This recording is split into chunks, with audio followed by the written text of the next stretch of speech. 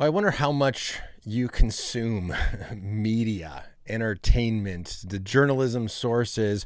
Where is it coming from? How is it being consumed? What are we doing about it? How are we giving back? There's probably a lot more influences on our beliefs and our actions and our thoughts than we sometimes realize. And so if you're like me, you sometimes feel like we are drowning in a sea of media. We're drowning in media. We're drowning in information. There are so many voices. There's so much happening. There's so much that we're supposed to do and care about and think that it can become very overwhelming. And so the question is, where are we being discipled? Where are we being taught? Where are we going for our sources? That is what I want to talk about in today's show. And there's going to be a good amount of time for your questions and your calls. So stick around, post your questions in the live chat with a Q and call in, and I would love to chat with you. My name is Ryan Pauly. This is the show Think Well, the show that is designed to train you to think well about the Christian faith and the culture so that you can engage the culture well. And so we talk about a wide range of topics related to theology, apologetics, and worldview. But today's show is our part 6 of our Worldview series. We're walking through this series, Reclaiming the Christian Intellectual Tradition. It's like a 15-part series. So this is going to go on for quite a while. This is part 6, where we are talking about media, journalism, and communication, a student's guide. This is authored by Reed Mercer Schuchardt. I hope I pronounced that correctly. And we're going to be talking about this topic. And again, I just want to say a quick little thanks to Crossway. They send me one of these a month to talk about here on the show. And so I appreciate them sending these over and allowing us to do this worldview study where we're diving into a wide range of topics. And we've covered a lot so far. And this is what we are covering today. And just so you know, if you want to participate in this book study, next month is going to be the topic of psychology, how the Christian intellectual tradition has shaped psychology.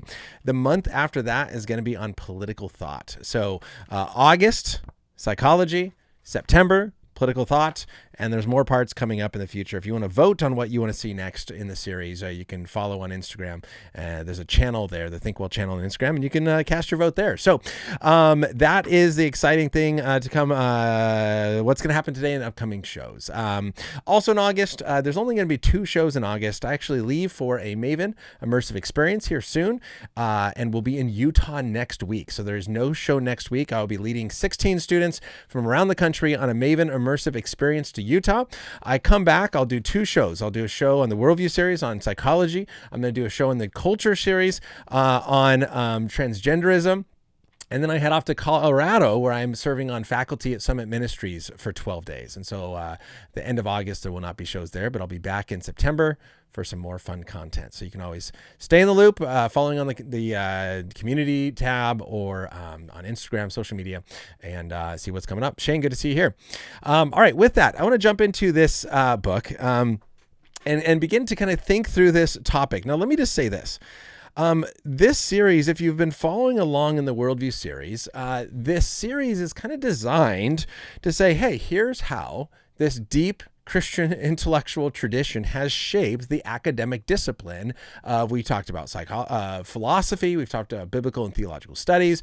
We've talked about morality and ethics and moral reasoning are some of the topics that we talked about so far. And often this is like, hey, here's how the Christian worldview has shaped this.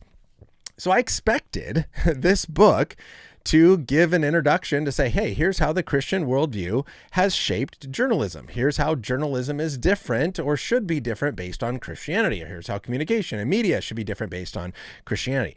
That's not really what this book was. And so if you're picking this up thinking that's what you're going to get, I think it's a little bit different than that. And that's what we'll talk about here in a little bit. This mainly is trying to present this idea of all of our media, all of our journalism, and all of our communication, what it is doing, what it is shaping, and how it really is discipling and training, and how much time we spend consuming our news and media sources and communication, and how that is being persuasive to us and shaping how we think and live and act.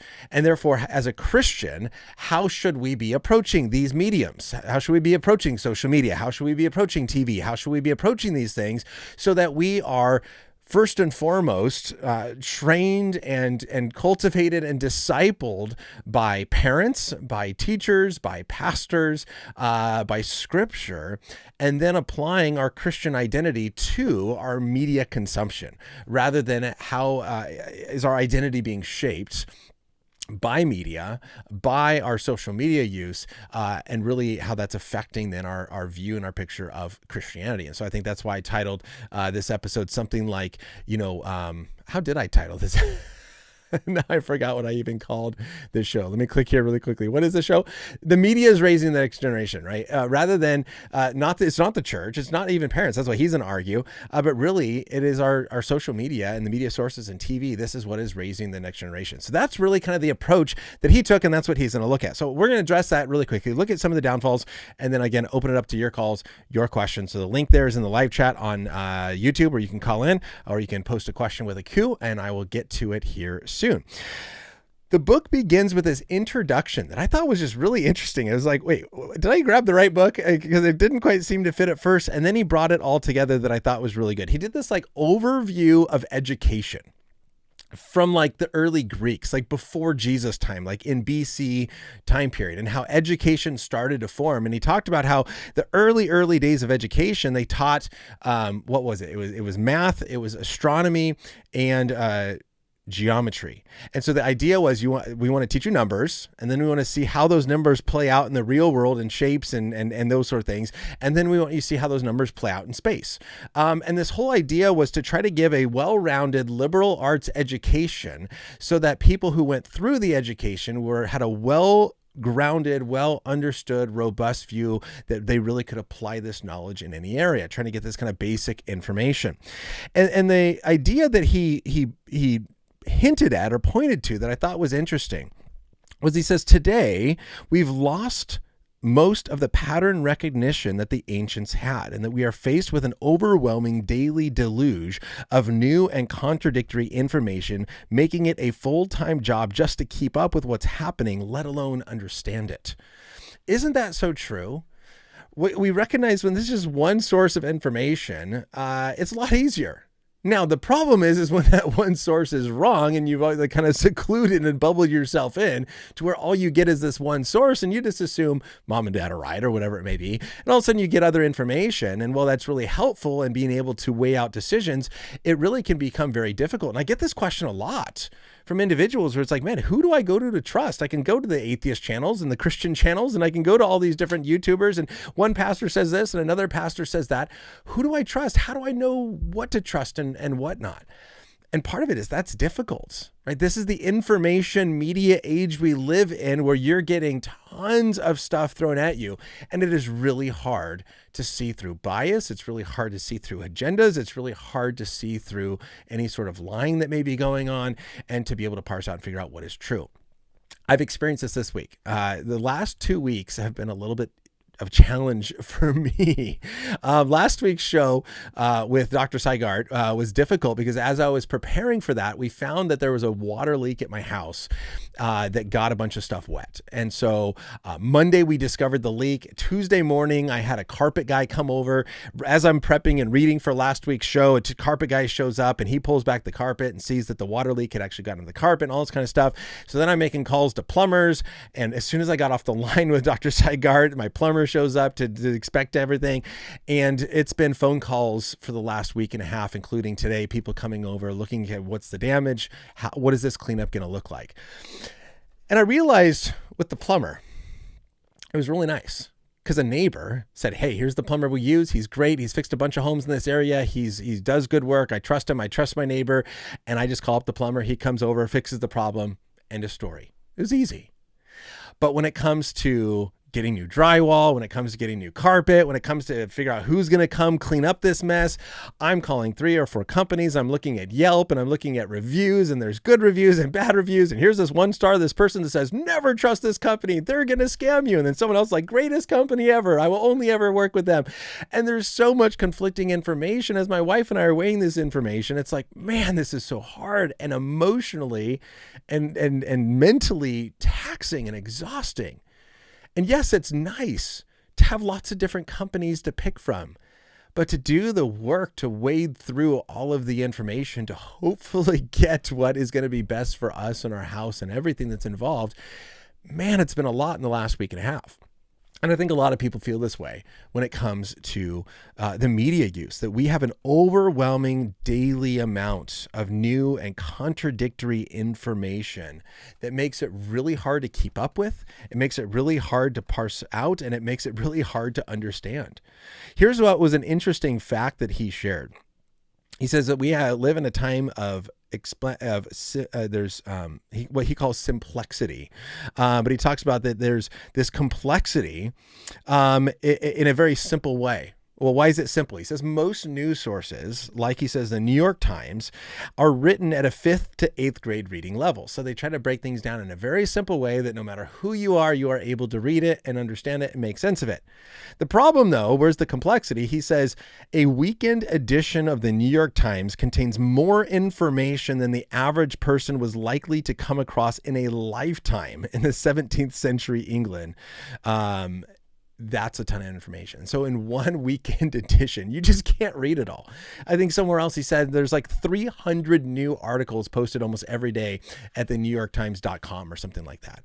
And so there's just a ton of information that we just can't read it all. We can't care about it all. We can't understand it all. What do we do with this?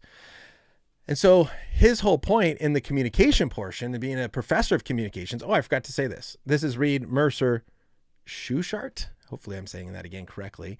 PhD from New York University, associate professor of communication at Wheaton College. He studied under Neil Postman at NYU and contributed to several books. He's the editor of You Do Not Talk About Fight Club and the co-founder and editorial chair of the online journal Second Nature. Working on a few projects, professor, PhD from New York University. And he talks about like why communication majors are actually very valuable rather than being like, oh, this is just what you go if you don't know what to study. It's like, no, actually, he goes, interpersonal communication will really help you be a better citizen in all ways. Public speaking becomes better, and this often helps you teach people. It helps you talk your way out of a traffic ticket. It helps you present yourself before a judge, represent in court. It helps in public debate. It helps up for speaking up for your neighbor, speaking up for yourself, how to communicate, how to be persuasive. These are really good things in business and sales. Communication is a really important skill. And so he talks about how communication really, really is important. The issue, though, is that we have media that is just completely overwhelming us with information. And he says, this is why media matters more now than ever before. Why? Here's what I thought was interesting. And you can agree or disagree with this paragraph. You can put it in the live chat. Tell me what you think or message me later. And Shane, I have not heard of Curtis Yarvin and his ideas about the cathedral. Have not heard about him. He says, why does media matter now more than ever? Well, the blunt reality is that your parents, teachers, religious leaders have been lying to you all along. I read that and went, wait, what? Okay, what are they lying about? So I kept reading. They meant well. They intended the best, but they haven't ever told you the truth. And that's not because they didn't mean to, want to, or try to. They're probably good people for the most part. But the lie that they told you also wasn't the content of anything they said. Okay, so they didn't give any content that was a lie. Okay, so what is the lie that parents, teachers, and religious leaders have been telling students all along? Here's what he says. The lie that they told you was that they were your parents, teachers, and religious leaders. The truth is they weren't. The media was and is and will be until you die. And then he goes into a bunch of numbers. I mean, if you're sitting here watching this video, I'm grateful, but I'm probably not your pastor. Maybe I'm your teacher. If you've taken a course with me at Biola or in high school, I have been your teacher at some point, but I'm not your pastor. I'm not your parent. My son is not watching this. And so we are learning from people. You're learning from me. And so, yes, I'm not saying that this is a horrible thing that we have media and communication and we are giving information through using today's technology. But the reality is the question is, where do we go for information? When you have theological questions, are you going to your pastor, to your parents? Are you going to YouTube? Are you Google searching it and finding whatever YouTube video pops up? Do you have trusted YouTube sources or other sources that you go to? The question is, who is teaching you? Who is raising you?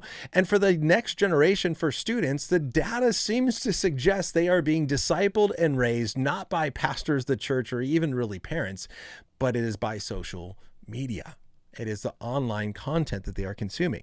Now, this book was written in 2018. So these numbers that are given here are like 7 years out of date if he's using studies that came out in 2018. I think it was published in 18. I think he wrote it in 2017. And so we're maybe talking 8 years of separation from these studies to now. But he talks about how the average child spends about 14 hours a week face-to-face with a parent.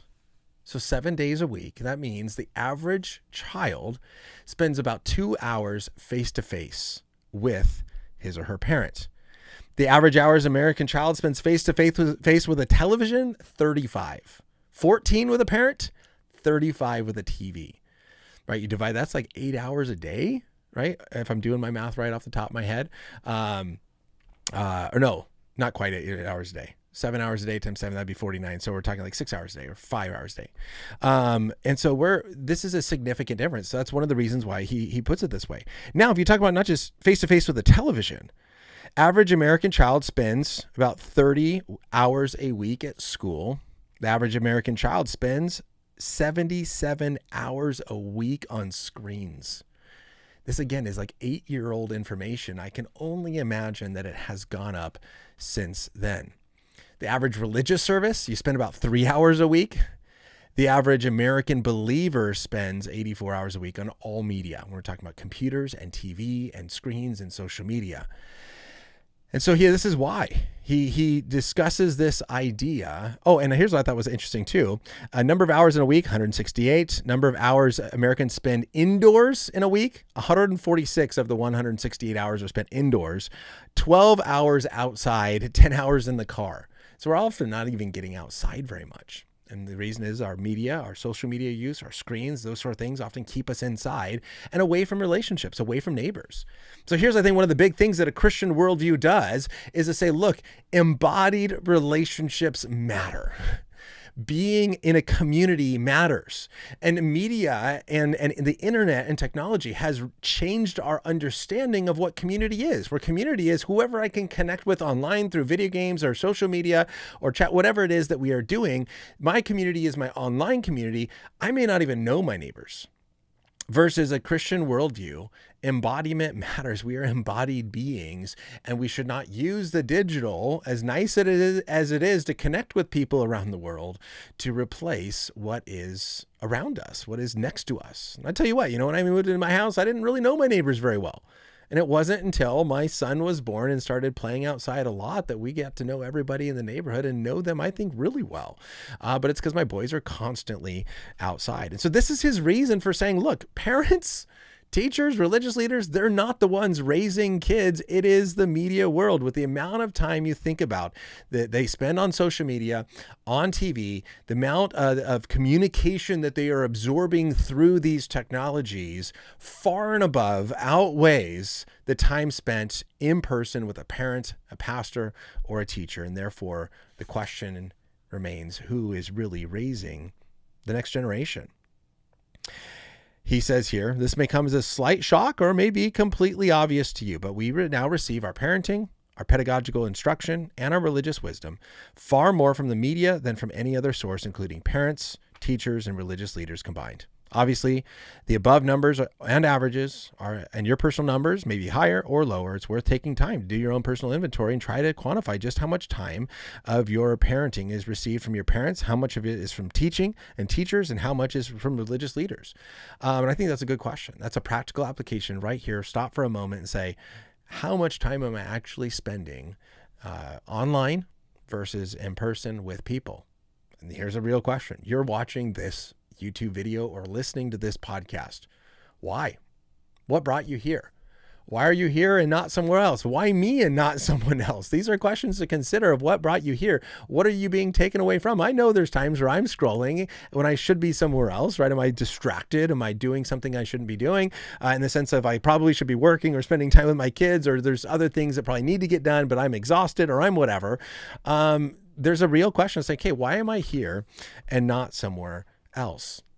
Now, again, if he kind of uses some ways of going about this, I wasn't quite a big fan of how he used tithing and the Sabbath as these mandatory things of you have to give 10%, you have to give a day of your week to God, and this is a way now to judge to see how faithful you are. He kind of goes into and says, okay, the average person tithes 2.5% of his income to the church, yet the average amount of technology that we spend is about 5 to 10%, 5 to 11% of our income. So we're giving 11% of our income to technologies, our phone, our TV, our internet, our cable channels, or whatever it is that we do. And yet we're only giving 2.5% to the church. So really, where are your priorities? And that was a little bit hard. And I think that helps to understand, like, where's our money go? And that matters. But to say like, well, if I give more money somewhere else, am I saying that's more important than the church? Well, it's like, well, my mortgage costs a ton. Well, okay, that's housing. That's more important. And it kind of gets into some tricky waters. So that was helpful to kind of see how we sometimes prioritize certain things, and the way we can sometimes do is look at where we spend money. And that often shows us what is important to us. And so the question here is, are you being used by media, or are you using media?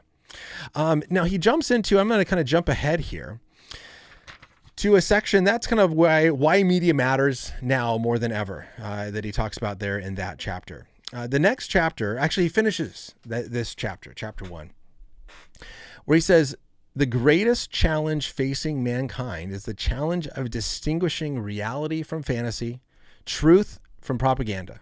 Perceiving the truth has always been a challenge to mankind, but the information age, or as I think of it, the disinformation age, it takes on a special urgency and importance. I think that's so good. I think that's really, really good. Where this idea of like, yeah, we live in a time where it's just hard. It's hard to be able to parse through these things. And so it takes time, but it's also something that we should care about. We should care about the communication that we're receiving. We should care about the journalists that we're going to. We should care about the people that we are watching. We should care about the sources and the media that we are consuming. This is something to care about and think about how it is shaping us, our beliefs and our thoughts and our actions. Chapter 2 goes into social media in the age of a global information. And here I just want to quickly walk through what he identifies as 6, what does he call them? I have to flip to the end. No, it's not right there. I forget what exactly. 6 vices that technology leads to. So first, he talks about disembodiment. The technology has actually made things really disembodied. That embodiment doesn't matter. And that's the big thing I talked about just a moment ago, is that we often are isolated and absent from the group and from our surroundings and from people that are actually close to us. I've talked about this more when I discussed technology, but Sherry Turkle wrote the book Alone Together. She's a research professor at MIT, I believe, and in like research psychology. And the whole idea is like, yeah, we are physically sometimes together, but we're actually alone, and we're facing one of the loneliest generations because we're not experiencing embodied relationships as we should. And even when we are in embodied relationships, we're often distracted or isolated with our devices. I saw someone post a video a while back at a family dinner, and they did like one of those pano videos of everyone at dinner. Literally 3/4 of the heads were just looking down at their phone. I kid you not. And you probably have gone out to restaurants where you've seen something similar. One of the saddest stories that hit me is a few years back. My wife and I went to this ice cream shop, and there was a family there. The daughter is a daughter and I think 2 sons, or a daughter, another younger girl, and then a young boy. And the older daughter was on her phone. Mom was on her phone. Dad was on his phone. The middle son was playing video games. And I think the youngest son was sitting there in the high chair with no device. And every now and then he kind of look over and look at his brother playing video games. And at one point he just goes, lays his head on the table in his hand and just kind of sitting there like bored out of his mind. And all the 4 older people, mom, dad, older siblings, are sitting there on devices. And I just like, Dad, look at your son. Talk like something. I don't know, but obviously I don't know what's going on right before, right after. That's very kind of quick, but this is something that we often see. And yes, we may be physically together, but we are alone. We are separated. We are disconnected. And so this disembodiment is something that is really happened. The second vice he talks about is desensitization, that we, it's impossible to actually care about everything. And we can't care about every issue and remain sane. So we sometimes just desensitize ourselves where there's some crazy attack or war or famine or issue or whatever it may be, where people are getting all upset and it's just like, oh yeah, that's over there. And we just kind of brush it off because it's like, I can't carry this burden. And it's true that we can't carry everything. But what do we do? Do we actually care about things that matter, that should be cared about, or have we become desensitized to where it's hard to even separate what should I be caring about and what shouldn't? The third vice he talks about is narcissism, that everything has become all about us. And what am I posting? What is happening in my life? And you should see this and do this. And so that's something that we should consider. Whoever you are, myself included, is to consider, what am I posting and what am I trying to communicate? What am I trying to show? Am I trying to show everybody, look how good my life is? It's all about me. Look what I'm doing. What do our posts communicate? And what is the point of what we are posting online? The fourth one he talks about, the fourth vice, is passivity.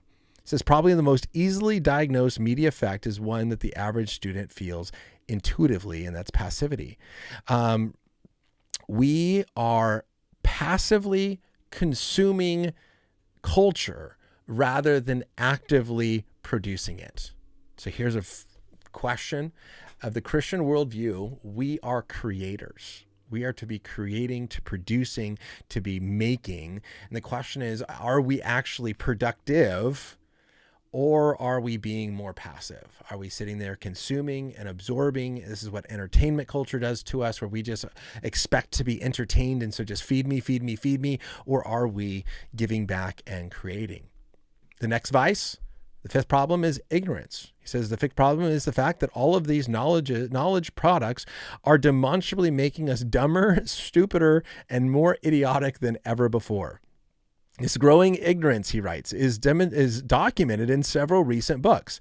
One from Mark Berulin's The Dumbest Generation, to another book by Charles P. Pierce titled Idiot America, to another one by Rick Schenkman titled Just How Stupid Are We?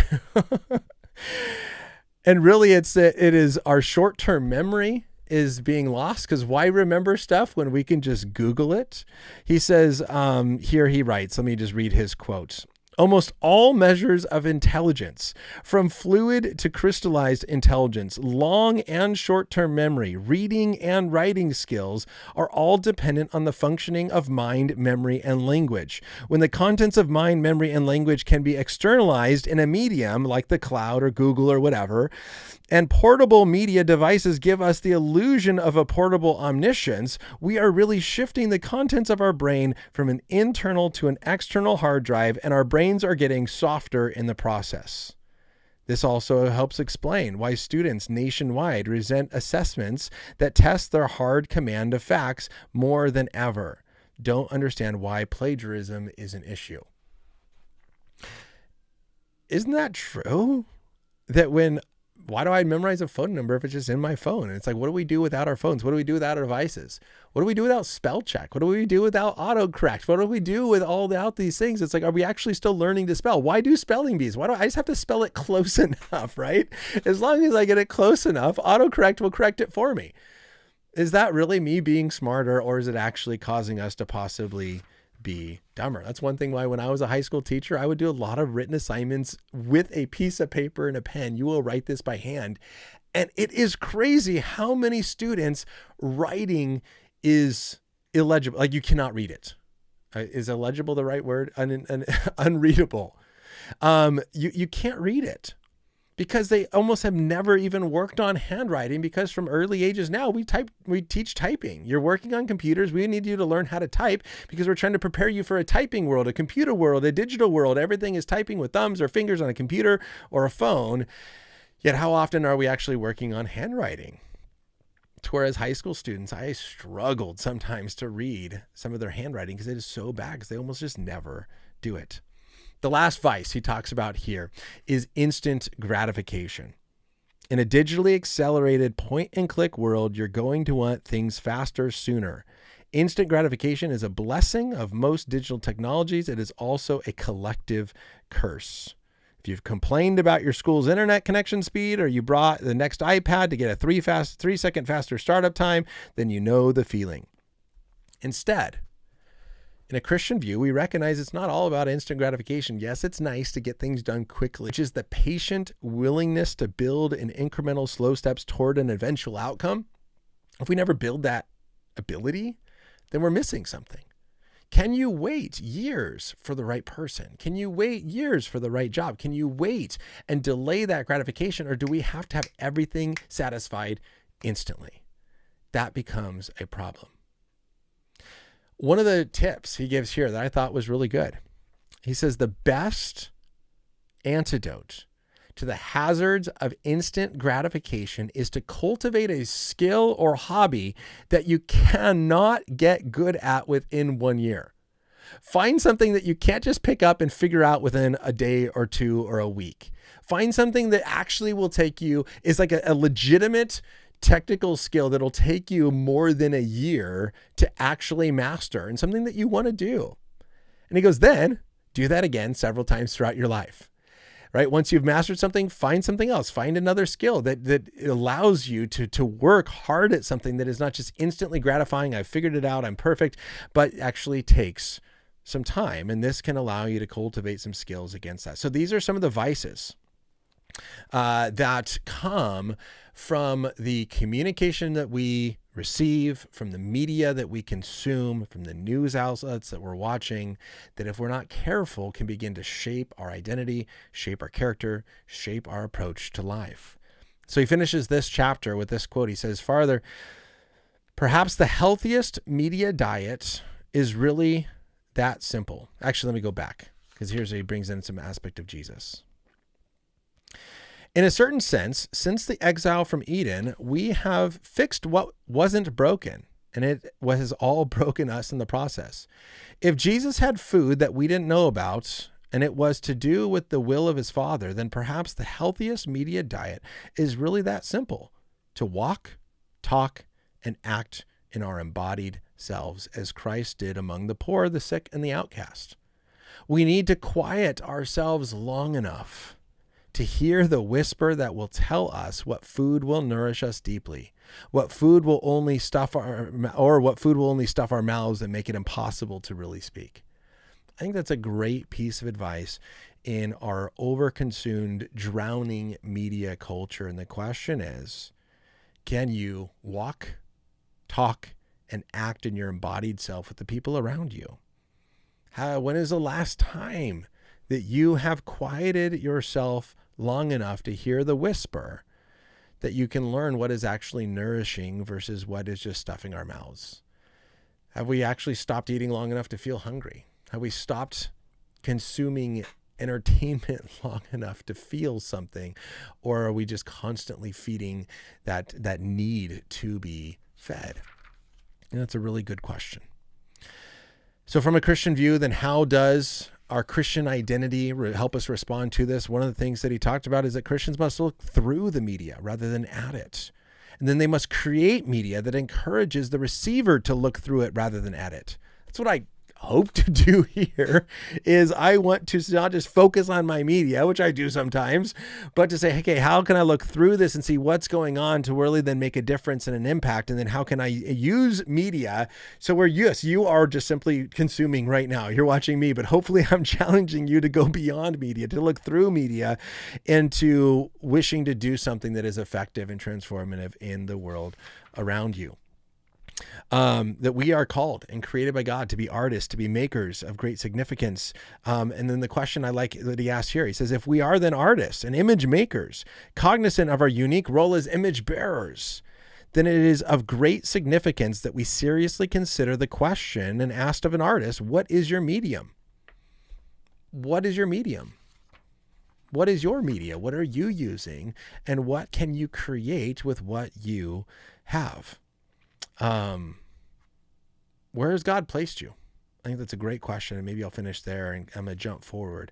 Where has God placed you, and what is it that you can do to make an impact in your embodied state with people around you, communicating something worth communicating, finding ways to persuade and to influence and impact? I'm almost done here, so if you have questions, put them in the live chat there, or use the link and call in. So he talks about the nature of the lie. Here's where I'll finish with some final point and some questions.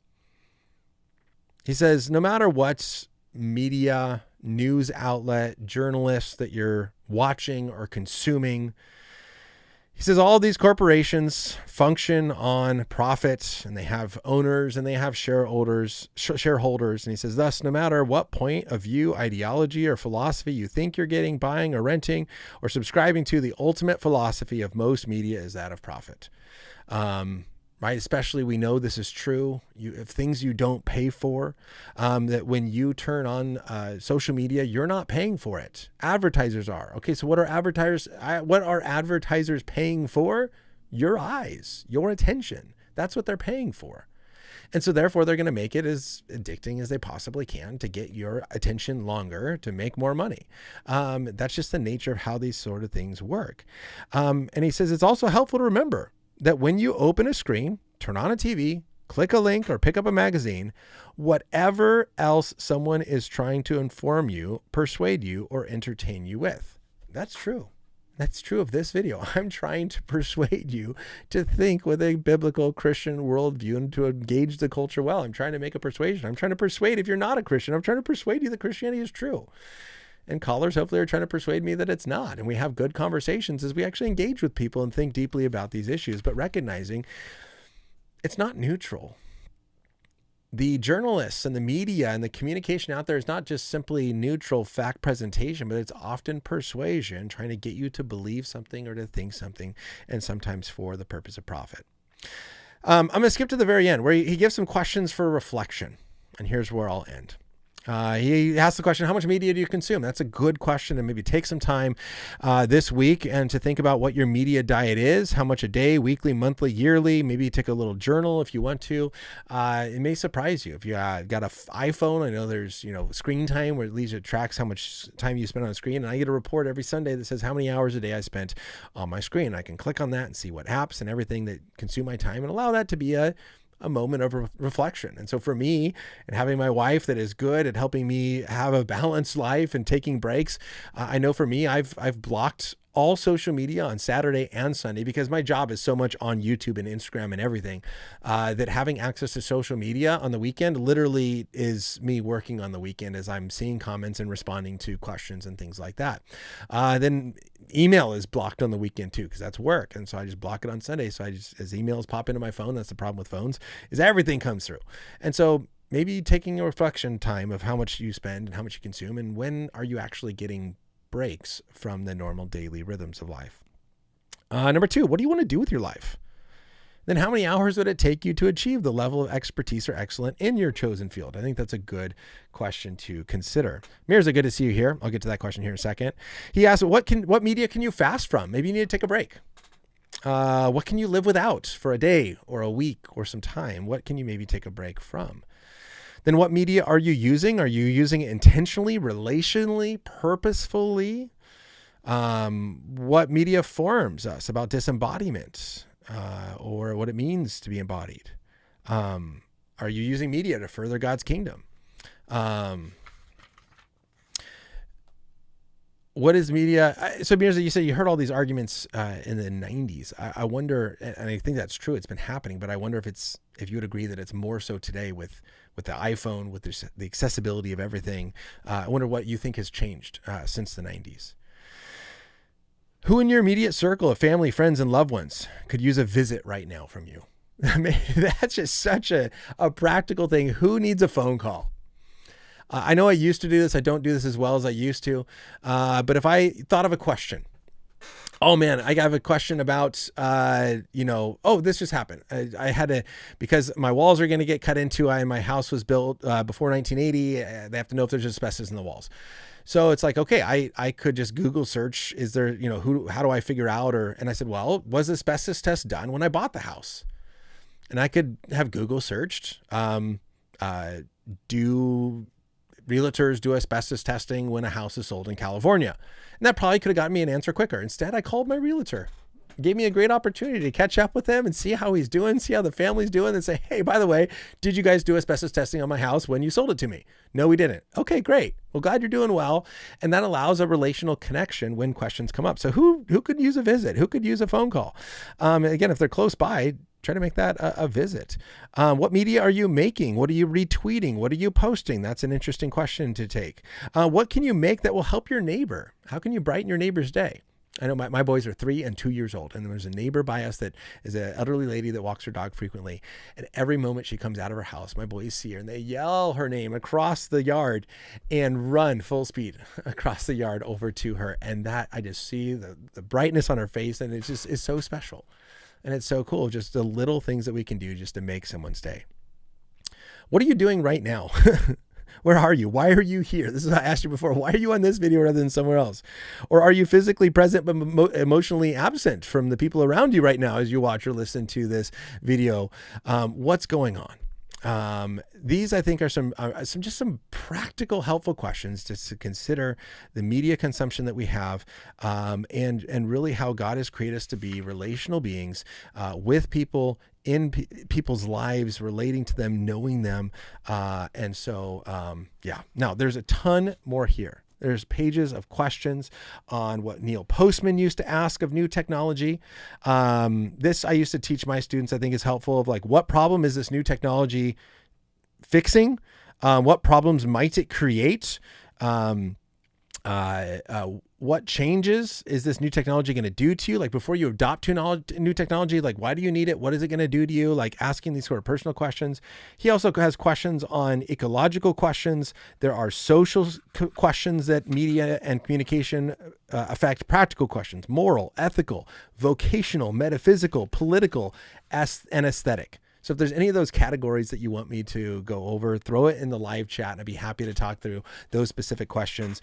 But again, he just has a lot of practical questions to think through: ecological, social, practical, moral, ethical, vocational, metaphysical, political, and aesthetic.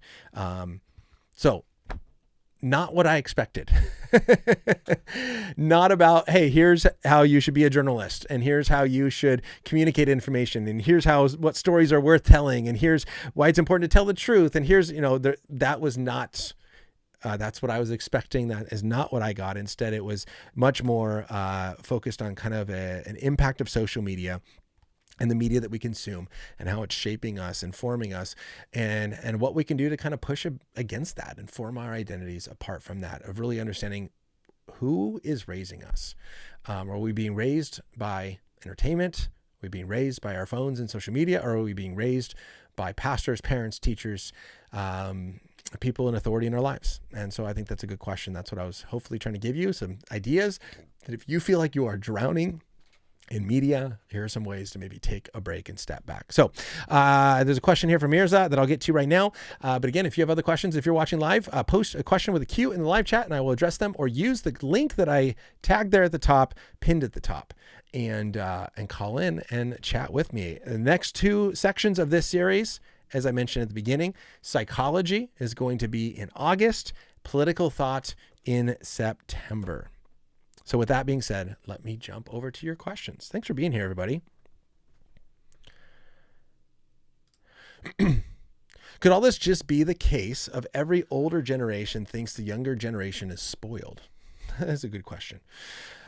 I don't think it's just spoiled. I mean, they're different. We can look at it like, how dare you have X, Y, and Z. But I think the deeper question is to see, like, we are dealing with an epidemic of anxiousness and depression and issues and loneliness within the younger generation. It's not just that they're spoiled. There is a statistical rise that sociologists and psychologists and counselors are seeing and experiencing.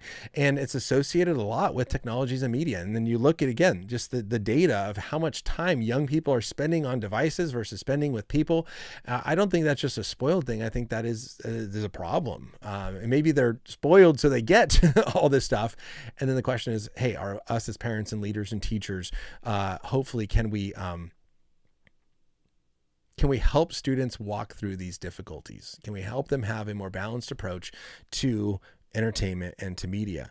And so hopefully they're using it well. So I don't think it's just simply spoiled. I think it's recognizing.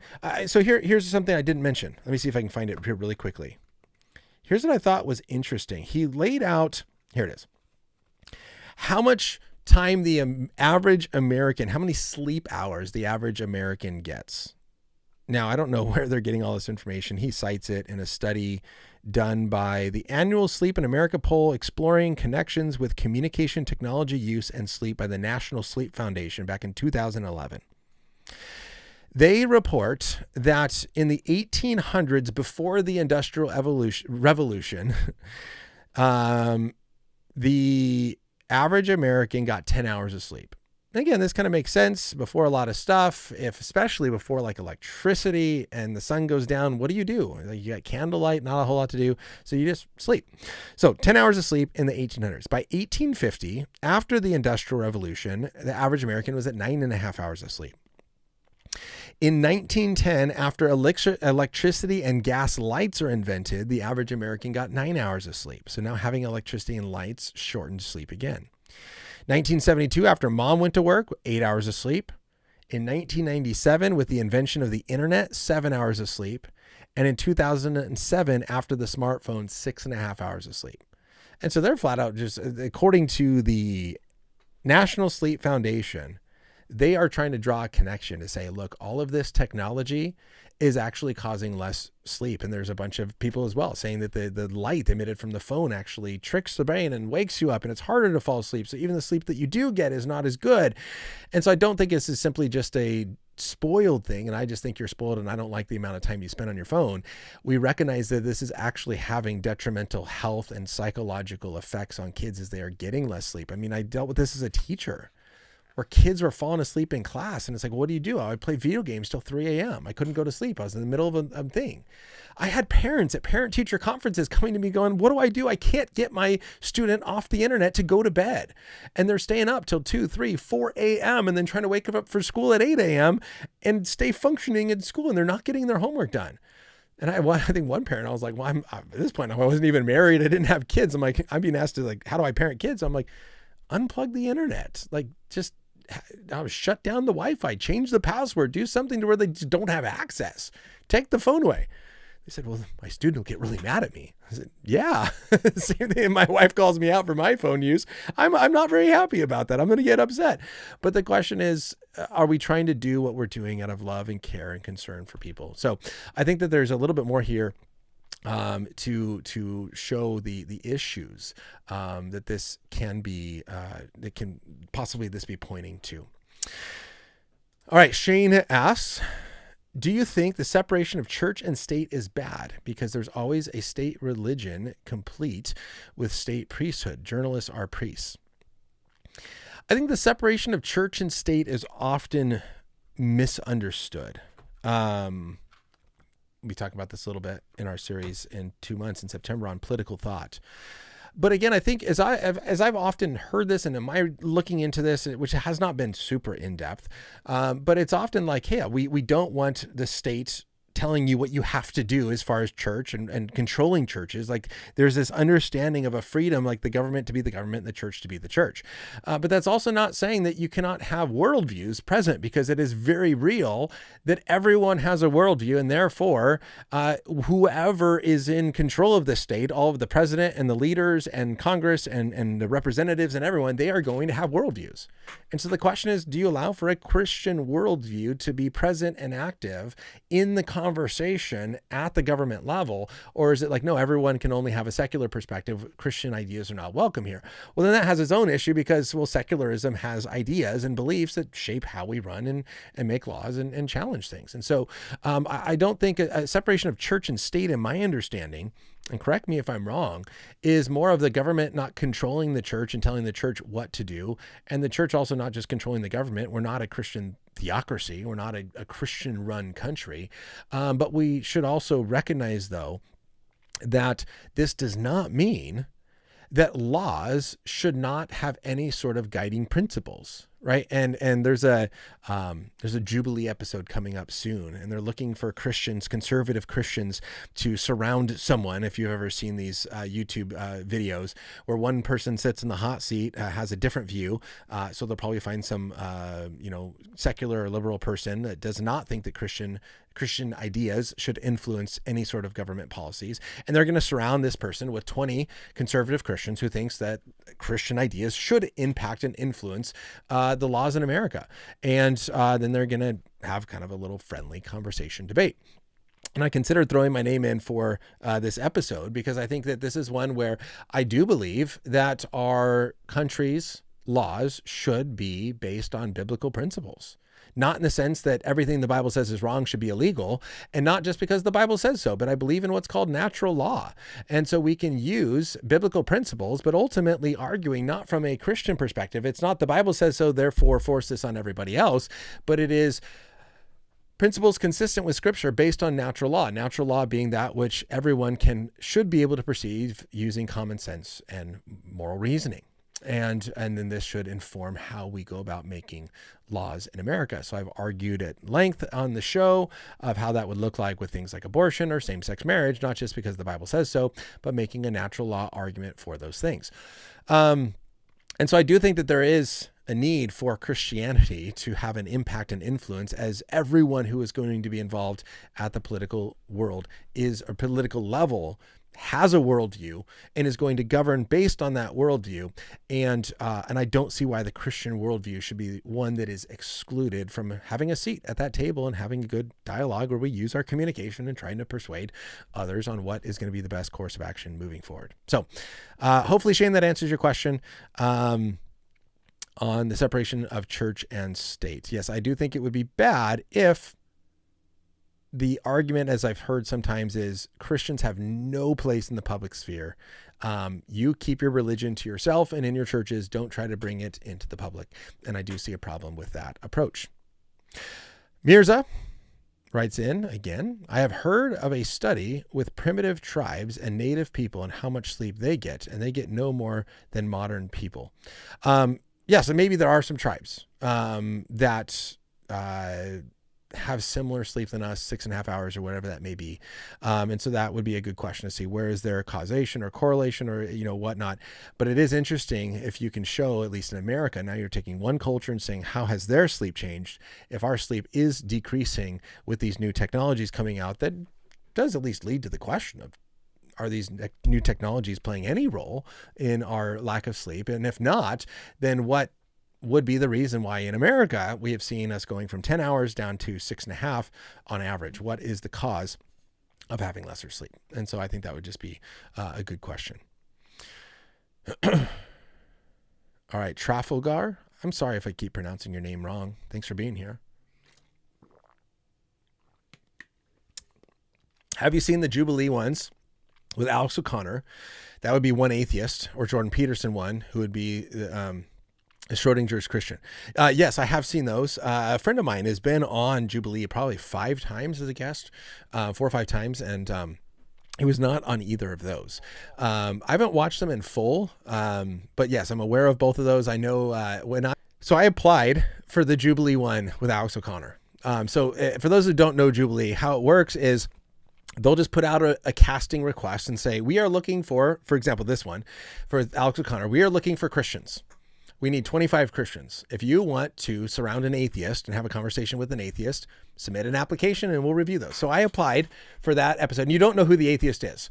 So I applied for that episode. I put my name in. I said, hey, here's why I should be considered. I do this for a living. I sit on YouTube and I talk to atheists and I have good conversations and whatnot. Well, if you've seen the episode, I was not chosen. I was not selected, but I was curious on who the atheist would be once the episode was released.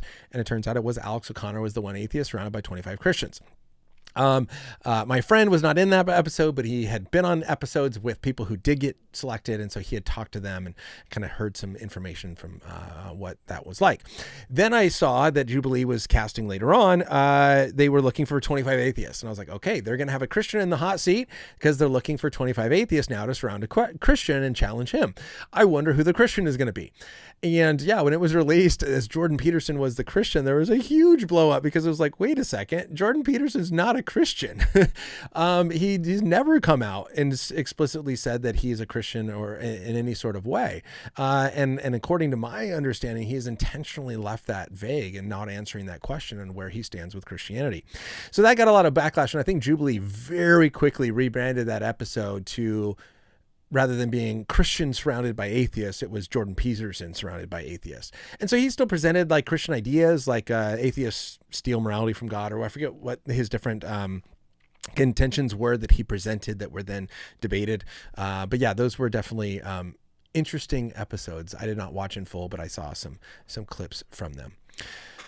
Mirza says, my sense is that kids today actually have it better than I did growing up watching TV. My kids actually create content, not just passively consume it. I think that's great, right? If your kids are creating content rather than passively consuming, that is awesome. The challenge is a lot of people are passively consuming. And I think the studies show, I mean, there's legitimate, like there's a new term, what is it called? Doom scrolling. This is a term that people use. And I just heard it like within the last week, someone saying, yeah, I was doom scrolling because we just are tired, we're exhausted, and we sit there and we doom scroll, meaning we just sit there and scroll and scroll and scroll because Instagram and these apps are just never ending loops. And you can flip through TikTok video after video after video after video. And if you're on YouTube, it's going to recommend you, as soon as this one ends, it's going to recommend you another one, and you can just keep going. And we turn into passive consumers. And so we do have to push back against that. So I'm glad that if your kids are pushing back and creating content, that's wonderful. Studies seem to be suggesting that that's not the normal, or if we are creating, we're consuming way more than we actually create. But there are definitely more content creators going on today. All right, Shane has the next question. This is the last one I see. So again, if you have questions or you want to call in, use the link there to call in or post your question. I'm happy to take it. Do you believe there's always a state religion? States always need to indoctrinate the youth into the state's worldview. Well, this is what I think is important here with this question, is now asking the question, how do we define religion? If there's always a state religion, then what is meant by religion in that way? And so if a religion is simply having beliefs that we want to pass along, well, then I think that's a very broad definition of religion that I'm not quite too comfortable with. I'm curious how Google would define religion. Religion encompasses a wide range of social, cultural systems characterized by beliefs, practices, morals, worldviews, often relating humanity to the supernatural or spiritual. And that's how I often hear religion defined, is it's in relationship to the supernatural or spiritual, and it's giving a framework for understanding the world. And so that's where I know that there are Christians that'll say atheism is a religion because it has views about God, and namely that God does not exist. And I push back against that a little bit in the sense of saying I'm not too comfortable saying atheism is a religion simply because it has views and has some views about God in the sense that it lacks a belief or says that there is no God. I think I would hold to a little bit more of a narrow definition of religion being specifically holding to supernatural beliefs, where religions are Christianity, Judaism, Islam, Buddhism, Hinduism, these sort of things. And so I would say, well, yeah, the state always has views. The state always has a worldview. The state is always presenting ideas, and the state is often trying to indoctrinate youth into that state's worldview. Because whatever the beliefs are at the state level, that is what is often then taught in schools, and what is ever chosen by culture is then what's taught in schools.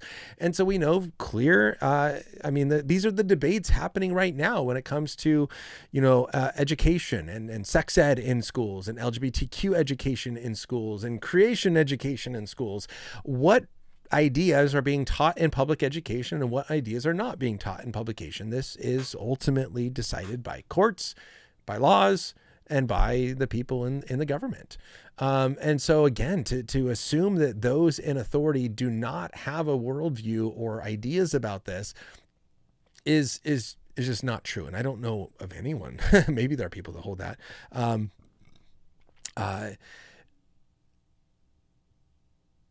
I just lost my train of thought, but I think very few people actually hold that view. We all recognize that people have bias, and especially when the people who are in power are those that we don't like. So right now with Trump as president, and a lot of people are really mad about what's happening at the government level because people who are leading are not leading in the way they want it to be led.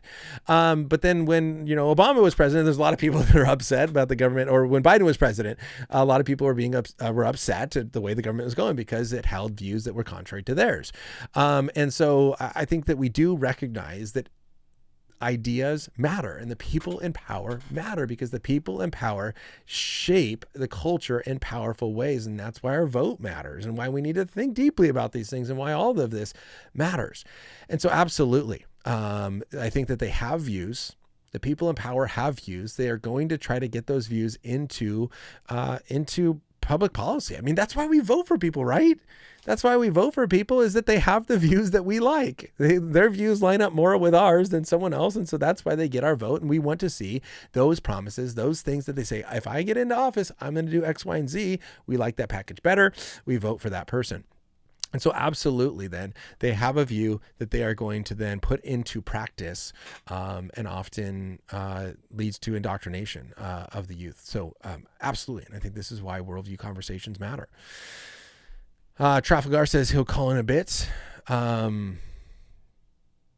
Maybe a broad definition to be succinct. But yeah, hopefully that answers the question, Shane, of kind of how I see worldviews and government being important. Again, our conversation on political thought in September may go into this. What are the chapters? Section 1, ways to begin thinking better about politics, beginning with the familiar, the differences between families and political communities, and then states and nature of social contracts. Then he gets into major themes in politics: order, but not order alone, on freedom and liberty, justice, a brief attempt at describing good politics. And then section 3, additional thoughts on the Christian contribution. So focus on Christian contribution and his concluding thoughts on politics. So that's going to be the content there in the political thought book. Next month, while I wait to see if Trafalgar will call in really quick,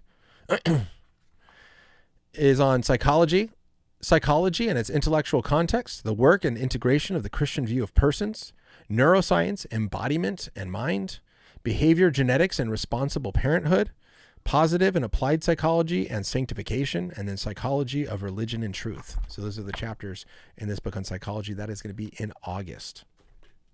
Fun conversations coming up. Mirza, do you think it's better to have more media sources with information overload or fewer sources that are controlled by fewer people? That's a great question. And Carl, I see you called in. I'll get to you here in just a second. This is the challenge that I presented at the very beginning. If it's only a few sources that are controlled by a few people, then it is easily abused and twisted and used to manipulate or whatever that may be. And so again, we recognize that just having one voice is a very bubbled reality. And so there's a good thing to have different voices. One of the little bumper videos I often put when I upload a live stream is one of my professor where he's like, I don't want to just go to my friends that agree with me. I want to find the smartest person on the other side who actually presented the best possible reason for why I'm wrong and why his view is right. That's the person I want to go to, because this creates better discourse. This creates better understanding. This creates better people as we challenge each other's thoughts and think deeply about these things. And so that's where it's like, yeah, we do need more. The issue is that we have an information overload. And here's what I think one of the bigger issues is with, it's not just the fact that we have more sources. And people have documented this as well, is what happened when news went from being like, here's 2 hours of news in the evening for everyone to watch and just get caught up on what happened that day, to now we have 24-hour news networks. When news is 24 hours a day, you have to report on virtually everything. And guess what? Everything has to be breaking news, because if it's not, we tune out very quickly. And so things are talked about and displayed, and things flash on the screen to make us believe that it's so important. And this is happening 24 hours a day all the time.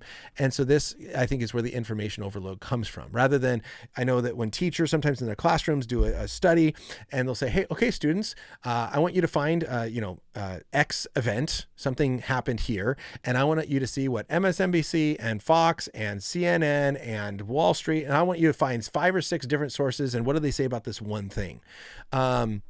And I think that's where we can have different sources to therefore hopefully uncover bias, but not an overload as it's talking about this one news event. And so I think that maybe that's where some balance needs to happen, is recognizing not every single thing that happens is a newsworthy event. But when we have profit-driven news networks that run 24/7 and need eyes to stay on, then everything becomes breaking news and important.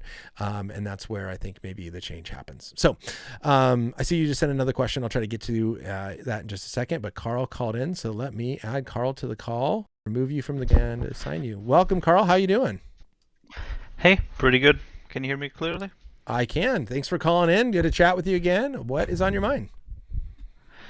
Well, not much. I'm chilling. I got out of the hospital like yesterday. Oh my goodness, what I, I happened? have I have blasphemed too much against God and I'm having seizures. Uh, the yeah, I've epilepsy and I have accumulated shoulder damage through the seizures in my career as an epileptic. And so now, whenever I have a seizure, I dislocate my shoulder, and then Oh, that hurts like a bitch, so I have to go and go to the hospital, and yeah. it's a pain. Oh, man, I'm sorry. That really stings. I'm sorry about that. Yeah. In the Netherlands, they give you like really nice pain meds relatively quickly, but Okay. in Germany, they're much more, which is where I am now. Uh, Is that they're where you much live, in more Germany? trying to avoid. Yeah, yeah, I'm German. Oh, cool. I lived in the US for a couple of years, and so my brain works in English, but Okay. yeah, that is where I live. In Germany, they really try to avoid the drug addiction and like for pain meds type stuff. So it takes forever till they actually give you any strong pain medication.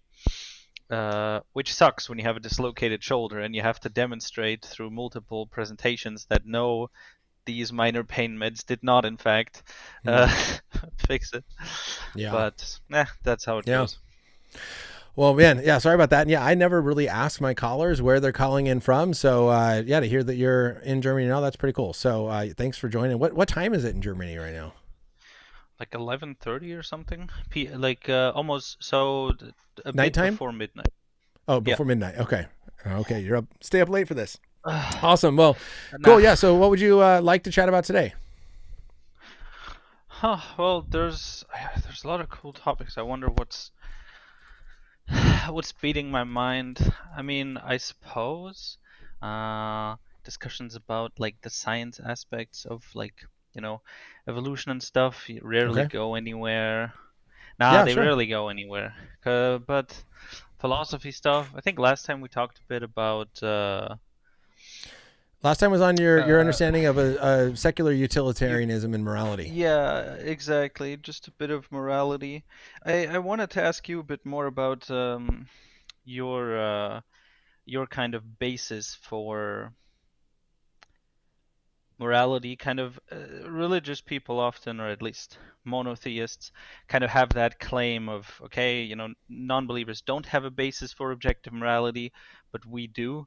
I wanted to focus on the first part about kind of the idea that having a god um, makes the does give you that objective basis. I forget fully to what extent we talked about about this last time, but I suppose, yeah. Where do you think the objective morality comes from? Is it what about a god changes the basis for morality? What about there being a god says, okay, now we can have objective morality, compared to assume the same world? What is missing where we now do not have objective morality? Okay, so if the world functions as it is and there is no God, what would be different? Is that what your last question was? Kind of like, what about there being a god um, gives a basis for a moral system? Okay, what about there being God? So number one, I think it allows, as you mentioned, for us to be able to ground it in something external to us. So the question I think with morality is twofold. Number one is, why is something wrong? Is it wrong just because we have decided it, we have chosen it, we like it? I mean, well, actually, there's a question of, is something actually wrong? Are there things that are actually wrong? And if we would say yes, there's some things that are actually wrong. Not everything, but there are some things like torturing babies for fun. Like, that's wrong. And the question is, okay, if that's wrong, then why? Is it wrong simply because that's what we decided as a culture and we made it illegal?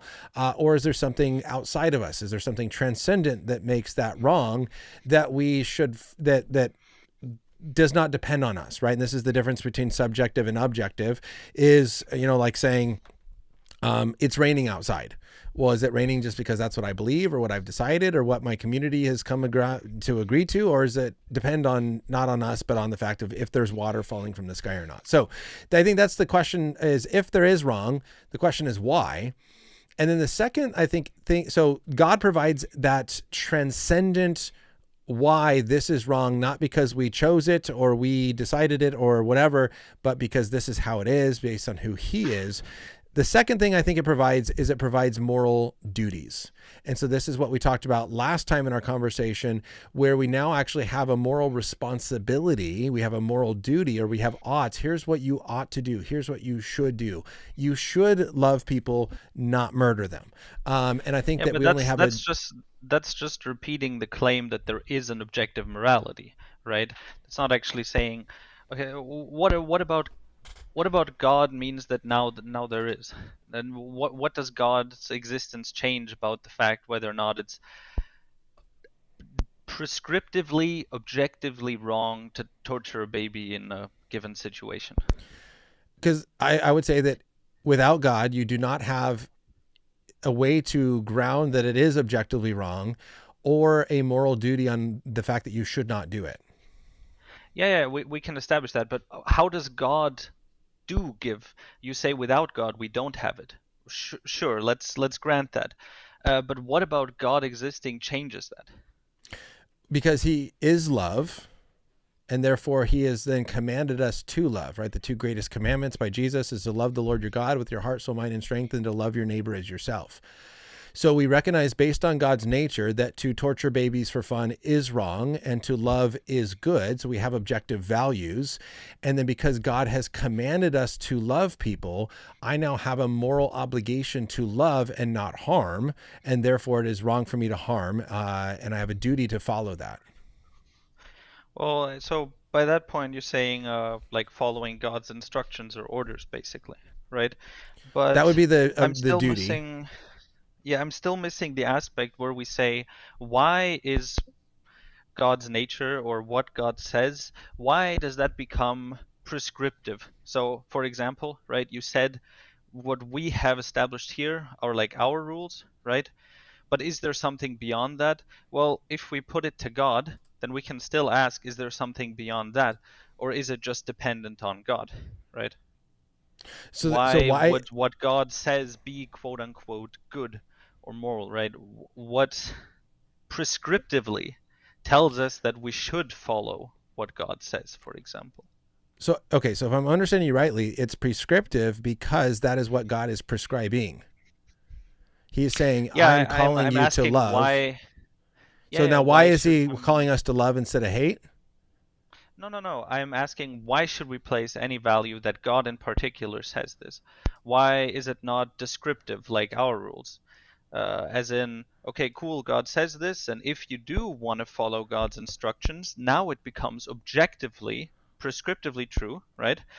But where do we get to that first assumption that we should follow God's instructions or being or something in the first place? Yeah, well, because I think that he is the proper authority over our lives. So it's just like so put it this way. If I'm sitting at a restaurant eating and some random person walks up to my table and says, you have to leave right now. Mm-hmm. Do I have to leave? No, I would not. Right. I don't call it analogous. Well, hold on. So what I'm trying to say is analogous is if you walk up to me at a restaurant and say, Ryan, you have to leave right now. The answer is, well, no, I don't, because you're not an authority to tell me what I have to do and what I don't have to do. But if the owner of the restaurant walks up and says, you have to leave, or if the FBI walks up and says, you have to leave, now we're talking about someone who is in a different position of authority, who now actually has the ability to tell me what to do. And so cops have a proper authority given to them by the government to in a where they limited can give a sense, command. right? Well, one second. So they can, okay, go for it. If the FBI came up to you with has great authority on many things and told you that you have to order this specific steak or something, or they don't have the authority to tell you that. Just because they're powerful and have So authority that we that's give them doesn't right. mean they So can decide everything you do, right? fully, absolutely agree with you. They cannot just tell you whatever they want to do. But if they are a proper authority and they're telling you for good reason, here's why you have to leave, then that is an authority that I have to follow, right? If a cop is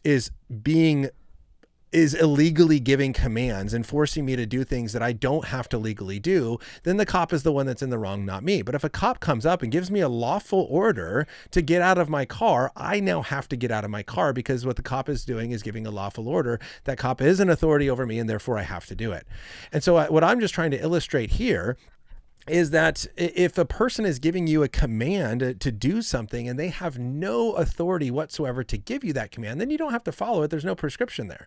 But if the person who is giving the command is doing so lawfully and is in a position of authority to do it, now this is something that you should do. So same thing when I was a high school teacher. If I walk up to, I wanna pause that okay, there go for a for it. moment. I think, for one, I don't think we can limit everything to authority just because it does apply. We'd need to think a bit about why do people have positions of power and what can they tell us. But two, it just pushes the question one further. Why do we give God here the position of authority?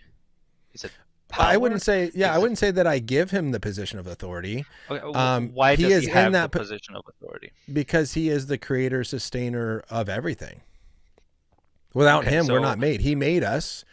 So, I've talked about this before, from theologically per speaking, if you try to understand what would make you a rightful owner of something, it's if you made it, then it's yours.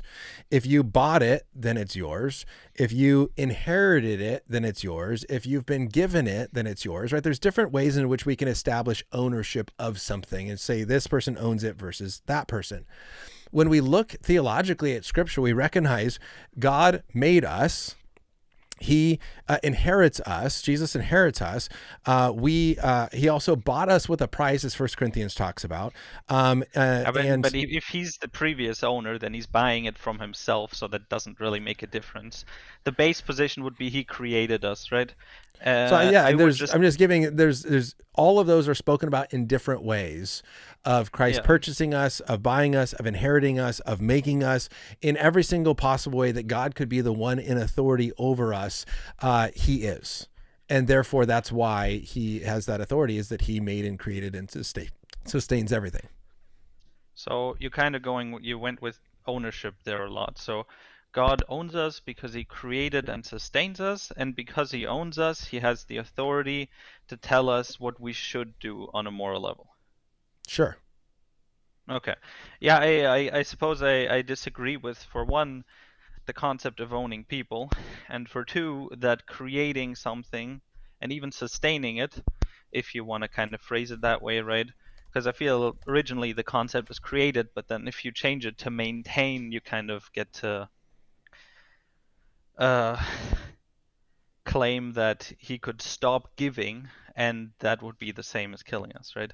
But yeah, I suppose I would just disagree that, for one, people can be owned, and for two, that creating or sustaining a sentient being would justify ownership and being able to tell them whatever they should do. Okay, so quick question then. What would be your main objection to owning people? Uh, a good question, I suppose. So I guess the starting point would be sentience. So this would apply to not just humans, but if we ran into some aliens or something, I suppose this would apply as well. Uh, would it be personal experience? Hmm. Hmm. Tough to say. Okay, so here's what I would say is we should not own slaves because people are not something that we can own. I do not have the authority to own you. You are not mine to own. No one else is mine to own. And therefore, it is wrong for us to own people because we are not in a position of ownership over people because we are people. But I Yeah, don't but think that that would that, basically mean slavery is wrong. It's just that it's wrong for us because we don't have the full ownership. I would say that slavery itself is wrong, which would be owning people, even if I had the actual authority to do it. right, because people are not something that we should own. The question is God in the same position as us? Yeah, I mean, for me, it would just not make a difference what position you're in, right? If you define owning people as immoral or you consider it as such, then it wouldn't matter. Of course, Yeah. if you do, then you can switch it. Yeah, Although being and I slave think it's to God is also kind of sad. right, and I think it's also a little bit important to note here as well, because I think, well, I mean, Scripture talks about that we're either a slave to sin or we're a slave to Christ. And so the question is it talking about slavery and ownership in the exact same way that we understand slavery and ownership to be? And I don't think it is. The thing is saying is what is controlling you? Is sin controlling you or is Christ controlling you? Are you under the authority of sin? Are you following your sin or are you following Christ? What is ultimately owning your life? What is ultimately guiding your life? And so I think that what we're talking about here is it's different than simply personal owning of people as if this person is my property, right? That's the issue with like human slavery, is that you are treating people as if they are property. People are not property. People are people. People are not things. In a But you theological have con, but in a you theological previously one second, established. one Sure. second, in a theological concept of slavery and ownership, we're talking about God's ultimate authority, responsibility, his love for humanity. So it's him being in control of, not owning as property. Now, I did ask the question because I was trying to get at a slightly different point of why is it Okay. wrong to own someone? And I think here the question is, yeah, because people are not something that should be owned. And so I'm trying to draw two different distinctions. Number one is to say, is God in the same, uh, uh, um, uh, does he have the same sort of moral responsibility or perspective as us? And I've used this illustration a lot where we recognize that you can treat the stuff that is yours differently than I could treat it, right? And I've used this in the past where it's like if I want to take the guitar off my wall and smash it, I can because it's my guitar. I can do what I want with it. But if you come in my Okay, office and take the guitar you off my kind wall, of hold on a second. This, if you other people haven't heard this, let me just finish really quick. If you take it off my wall and smash it, then that is wrong because there is a different perspective of this is mine. It's not yours. You can't do something that I can't. So we recognize the first thing I'm just trying to draw out here is if this belongs to me, then I can do things with that you can't do. Then the second question is the ownership in slavery we're talking about here the same from God's perspective theologically as we understand to be? And I think that there's a difference here. So those are just two differences that I'm trying to draw out in this conversation. Go for it. Sure, you seem to be somewhat contradicting yourself. I think just because you don't want to make the statement, but so I want to kind of ask, are we God's property or not? In the sense that he has authority, responsibility, and created us, made us, but we are not property as an object is. I mean, just property in the sense of it doesn't need to be as an object. I mean, we had slavery, we had people as property. You don't need to be an object to be property. But property as in not in the associative tense, but belonging to somebody, as in God owns us as Yeah, I believe property. that we belong to God. Okay, okay. Just wanted to wonder, kind of get the explicit take there, I suppose. Yeah, so I would say that we belong to God. We will allow something to control us. Scripture points out that we're a slave to sin or a slave to Christ. And I mean, it's so, a kind of a false dichotomy, right? I mean, okay, whether it's false or not, that can be debated, but I feel like you can't simply establish that either we belong to somebody as property or we are completely at the whim of our biological intuition, right? They're a bit different, and there's definitely things you could have as middle grounds. You could be more structured and choose to follow Christ's teachings without being his property. you could be God's property and still follow your sin. I don't think you can make the clear either or here. Right. Yeah. So you keep bringing up property, and so I'm saying it's not owning as if property. People are not property, but we're talking about we belong to Him. That He created us, He sustains us, He gives us everything that we have. We owe everything to Him. And we should be in right relationship with Him. That is why He created us. So, but this goes back to that first question of theologically speaking, why is God in a position to be able to tell us what to do, to give us moral commands? And the first one is theologically, within Christian theology, God created us, right? And so God made us, and therefore He is in a position of authority over us as our maker. We are the creation, He is the creator. So that is one theological piece of this puzzle of why He can tell us what to do, is because He made us. Any thoughts or And comments you there? think that's, yeah, so you think that's kind of like a valid reason that if you create someone, or even if you add that they sustain them, that they have the moral authority to tell them what to do? We often, so I think it's different than me creating my kids, because I didn't really create my kids. Like I didn't have that, there's a biological function that was used to make my kids, but I'm not fully, it's not just me. But we recognize that when I do create something, when I make a chair, when I make whatever it is, we build in purpose into that. We can make things for a specific reason. When we create computer programs, we can tell the program what to do, and we can program it. And so the owner does get to lead and put purpose and desires and create things for the reason that they want to create them. And so creators can do that with things around us. But technically, the reasoning for God would apply here too. Anything you make, from a table to a person, technically you can all trace it back to original creation, right? But you seem to make a distinction and say you still personally made that kid or that table, but the table is yours while the kid isn't. I mean, associatively it is, but Yeah, I mean, I think again we're talking about, as you mentioned, I think there's a slight difference in applying this fully to how I can make a human, having yeah, to join together with a woman and my wife, and to come together yeah, and using a process that ultimately God has designed and created. I mean, God is the one who gave us the ability to procreate and have kids. And so, yeah. yes, there is some differences here of what we're talking about. The person, the child has agency, the table does not, right? There are some differences there that we're talking about. The idea here is that, does God, as our creator and as our sustainer, the one who created and sustains and created everything for us, does He Yeah. stand in a position of authority over us as the judge? That's the other aspect of Him, is He is the judge of everything. So He is the maker, He is the judge. Does He then have the ability to say, here's the way I created you to be, here's how you should be, and here's what a life of flourishing is going to be?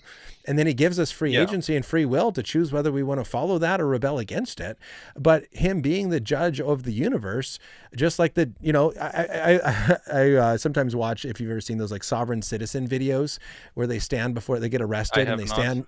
stand. So sovereign citizen is someone who believes that they're a citizen of earth and that no earthly authority has authority over them.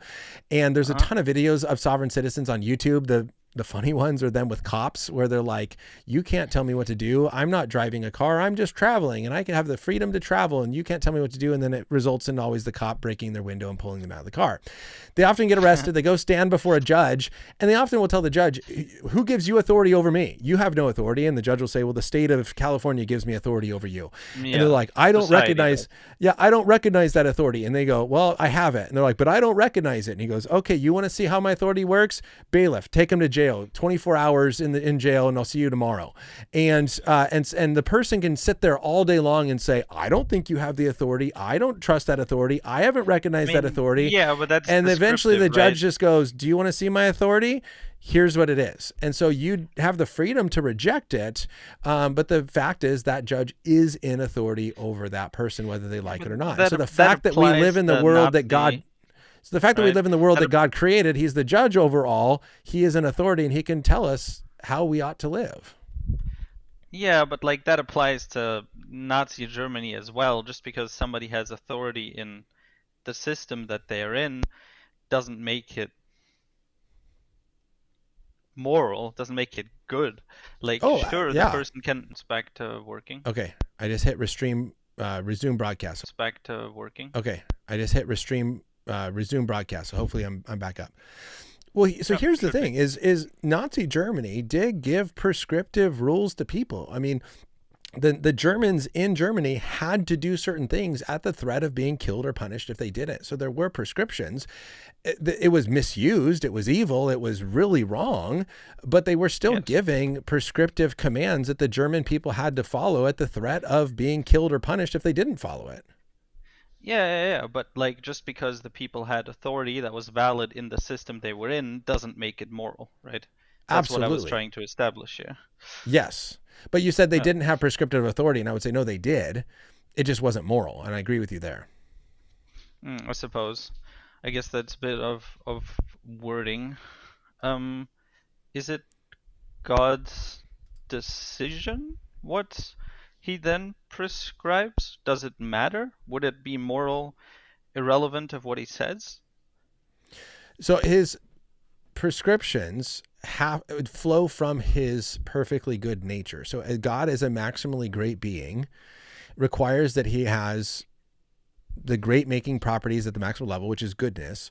And so he is a perfectly good being. And I think some of the arguments for the existence of God, like the moral argument, the ontological argument, would point to him being perfectly good. And therefore his prescriptions are going to flow from his goodness. And so he would not, yeah. But you can't define him as good and say he's good because he's good. So I'm not saying he's good because he's good.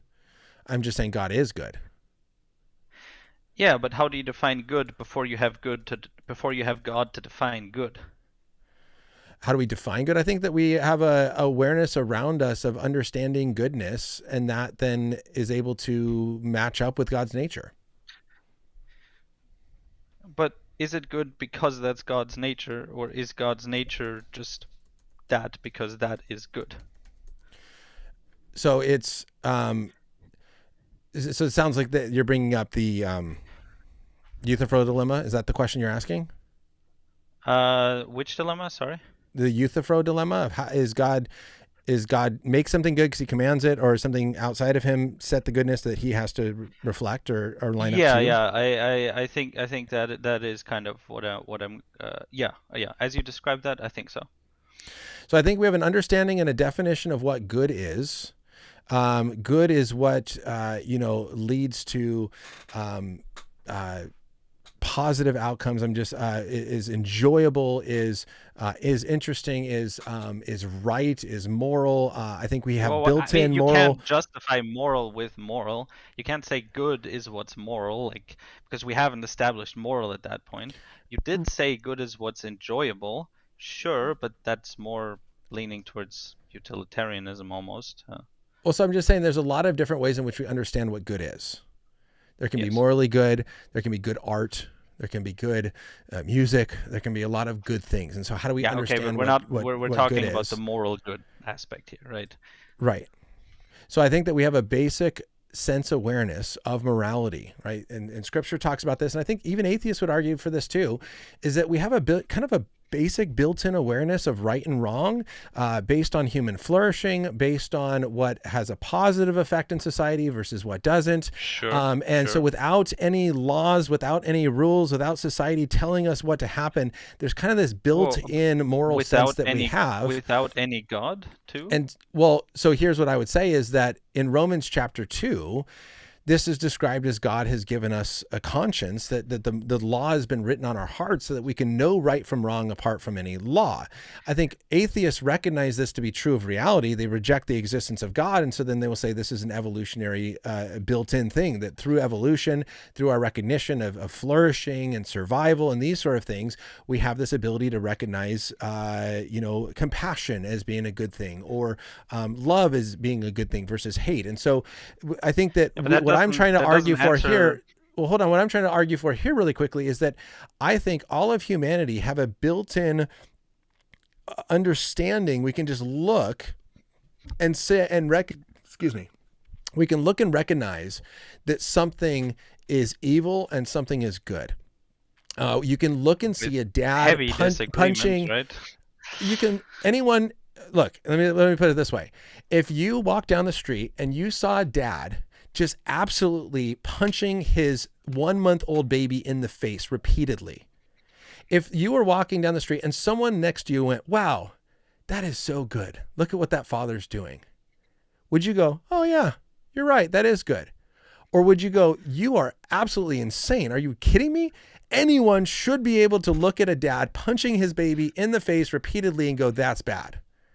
And what I think if that he's trying to kill him and his name is Abraham, right? Hold on. Does it get better now? No, I know. I don't want to go. I'm sorry. I didn't mean to go on that tangent. But what I fully wanted to say is that doesn't answer the question at all, because it just said the question still remains: is that intuition based on, what's good? Is that based on that just being good inherently in itself as a fact, or are those things good because God says so, or so because God exists? And so here's what I'm trying to get at is I think that we all have this awareness, so where we can look at stuff and know that is good and that is bad, and we can do this as a pretty accurate way, with at least clear examples. Then the question goes, okay, we all know this. Now, how do we actually justify it and explain it? Does evolution actually give us an explanation? Can we actually tell why this is wrong from an evolutionary explanation? Or does God actually explain this to be the reason why it is? And I think that the Christian explanation is a better explanation, to say, because God exists, he is good, he has called us to then be like him and to love like him and to love people and not hurt them or harm them.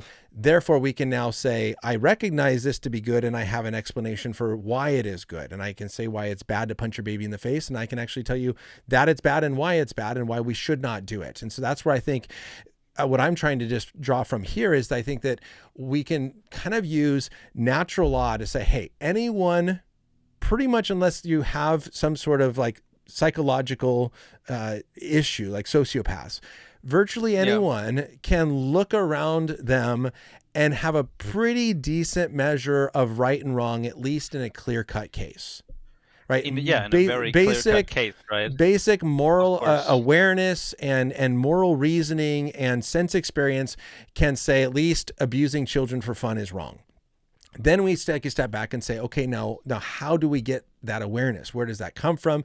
What is that built into? And is this actually objective, or is it just the opinion of the people? And this is where I think God comes in, is it actually says, no, it's wrong because God actually provides a transcendent standard. And this would be the moral argument for God's exist, that if God does not exist, objective moral values and duties do not exist. But we all recognize that objective moral values and duties do exist. And I think we should recognize it. And I think even the people who deny objective moral values and duties live as if they are true, right? Because even those people will say, well, yeah, we shouldn't torture babies for fun. Now the question is, well, why not? And I think that if they do exist, then I think it does point back to the existence of God. And that would be the moral argument. Do they exist because God kind of has said so or made them, or is just his existence alone kind of causes it to be the case? I think his existence causes objective moral values to exist. And then he tells us what they are. His commands give us objective moral duties. Okay. To follow those values, so to speak. Correct. So yeah, if he is love, then love is good and hate is bad. And now we have objective moral values of what we should value and versus not. And then when God gives us commands of you should love your neighbor as yourself, now I have an objective moral duty to love and not harm. Yeah, I do feel it doesn't, because it still has that first assumption you already make that God is good, right? And then you can say, okay, if God is good, then you have an objective standard for what is good, and now you can be told what that objective goodness is, right? But you still make that first assumption, God is good. But so the question is, why am I making that assumption? And I think that's the more fundamental question is, do I have a reason for believing that God is good, or is it just a presupposition I hold that's baseless? And I would argue that the moral argument points to God's goodness, and the ontological argument points to God's goodness. And I think the fact that we all have a moral awareness also points to God's goodness. And so I think there are different lines of reasoning that are best explained by the existence of a good God? Mm. But again, we would need already values established that we title good before we could use those reasonings to say there is a good God. So we Well, already have the value good, and then we say, okay, because good exists, there must be a good God. I think that we just have to have a common understanding of what I forget what I was going to say. We need to be able to agree on our definitions of what good is. Because you can say, here's what God is. God is love. And then the question is, okay, well, is love good or not? Right. And then that's how Sure. now we're defining things. And the Yeah. words that we use to define, if someone says, well, love is bad. Okay, well, what do you mean by bad? Right. Oh, bad Yeah. is things that help people. Okay, that's a weird definition. Now we're just changing definitions. But I think that's where we Yeah. have the built-in understanding, and we can look at, right. And this is where we talked about last time a lot on the kind of teleological ethical theories of, is it utilitarianism, or is it pragmatism, or is it whatever? And I would say Yeah. those theories on their own, I think, fall short. Because if all we have is that theory, then we lose, I think, an objective way to ground of why this is the theory I should follow. So why is it that I should follow the greatest good for the greatest number of people? Or why should I just not be like a hedonist? Or why not just be a pragmatist? Or why not just be this? And so the question is, what standard do we have to say this is the right thing? Versus I would argue that a Christian view is actually better in the sense that when we follow God, because as we're talking about here, he is good, and what he's called us to be is good, is if Christians actually lived out Jesus' commands. Let's just do this. Let's just say, look, Jesus in scripture says the greatest command, love God, love your neighbor. If we actually loved our neighbor as ourselves, that would produce the greatest good for the greatest number of people. That would lead to joy and happiness. That would be the greatest outcome. That would be this ethical egoism. I want to care about myself. Well, if I'm actually loving people, then they're going to love me. Then that is, in a sense, care. So I think that if we actually followed the commands of Jesus, then a lot of these teleological theories of ethics actually would flow from that. The question, and I preached on this actually on Sunday, is the question is, what are we seeking? If I just seek happiness, I want to do whatever makes me happy. Often the people who are seeking after happiness are ultimately not happy. Because we often either don't get what we seek, right? or we don't get what we seek, or we get it and we realize it's not actually the source of our happiness. Or if that's everything to us, then we often have this fear of, well, what if I lose it? What if I don't get? What if it goes away? Versus saying, I want to seek after God, and I want to be in a right relationship with God, and I want to do what God has commanded me to do. And then that actually then produces happiness in our lives, and that produces these good things in society. And so I would say it's the object that we seek is where the mistake is. But I think where the teleological theories are right in that they often do want to point to things that are good, things that are pleasurable, things that work, things that produce the greatest good for the greatest number of people. Like, those are good things to seek after. But it's a Christian ethic, I would argue, that actually grounds all of those theories and makes sense of them. But there the flaw is the short-sightedness of humans, right? Or their lack of information, where they're trying to go for happiness, and you're saying they're bad at it, not that their goal is wrong. No, I just If think it that leads when we to the go for happiness, it's not that we're bad at it. I just think that when we seek temporary things in order to satisfy our deep longings of happiness, that it's always going to come up short. yeah. So if we were really good at going for happiness, you would claim we would go by your method, right? I think that true lasting joy and happiness comes from being found in Christ. Yeah. But the assumption that human happiness would be worth anything at all is is kind of an assumption here already, right? You're kind of leaning on, based on the setup you have of God existing, let's say, and having some nature you define as good, that doesn't set any standards yet for what he would then say is good, right? Because it's not it's not defined by human well-being or something. It's defined by him being God, and we have labeled him good. The content of that could be anything. We haven't used anything else to limit or define it. So the effect that following, or the claim that following your religion leads to more happiness, I feel, is the religion's leaning on the fact that we can agree on human well-being being good, like, you know, general people happiness. You can win that over. And then you basically use utilitarian reasoning to say uh, why your beliefs and structure are the way to go.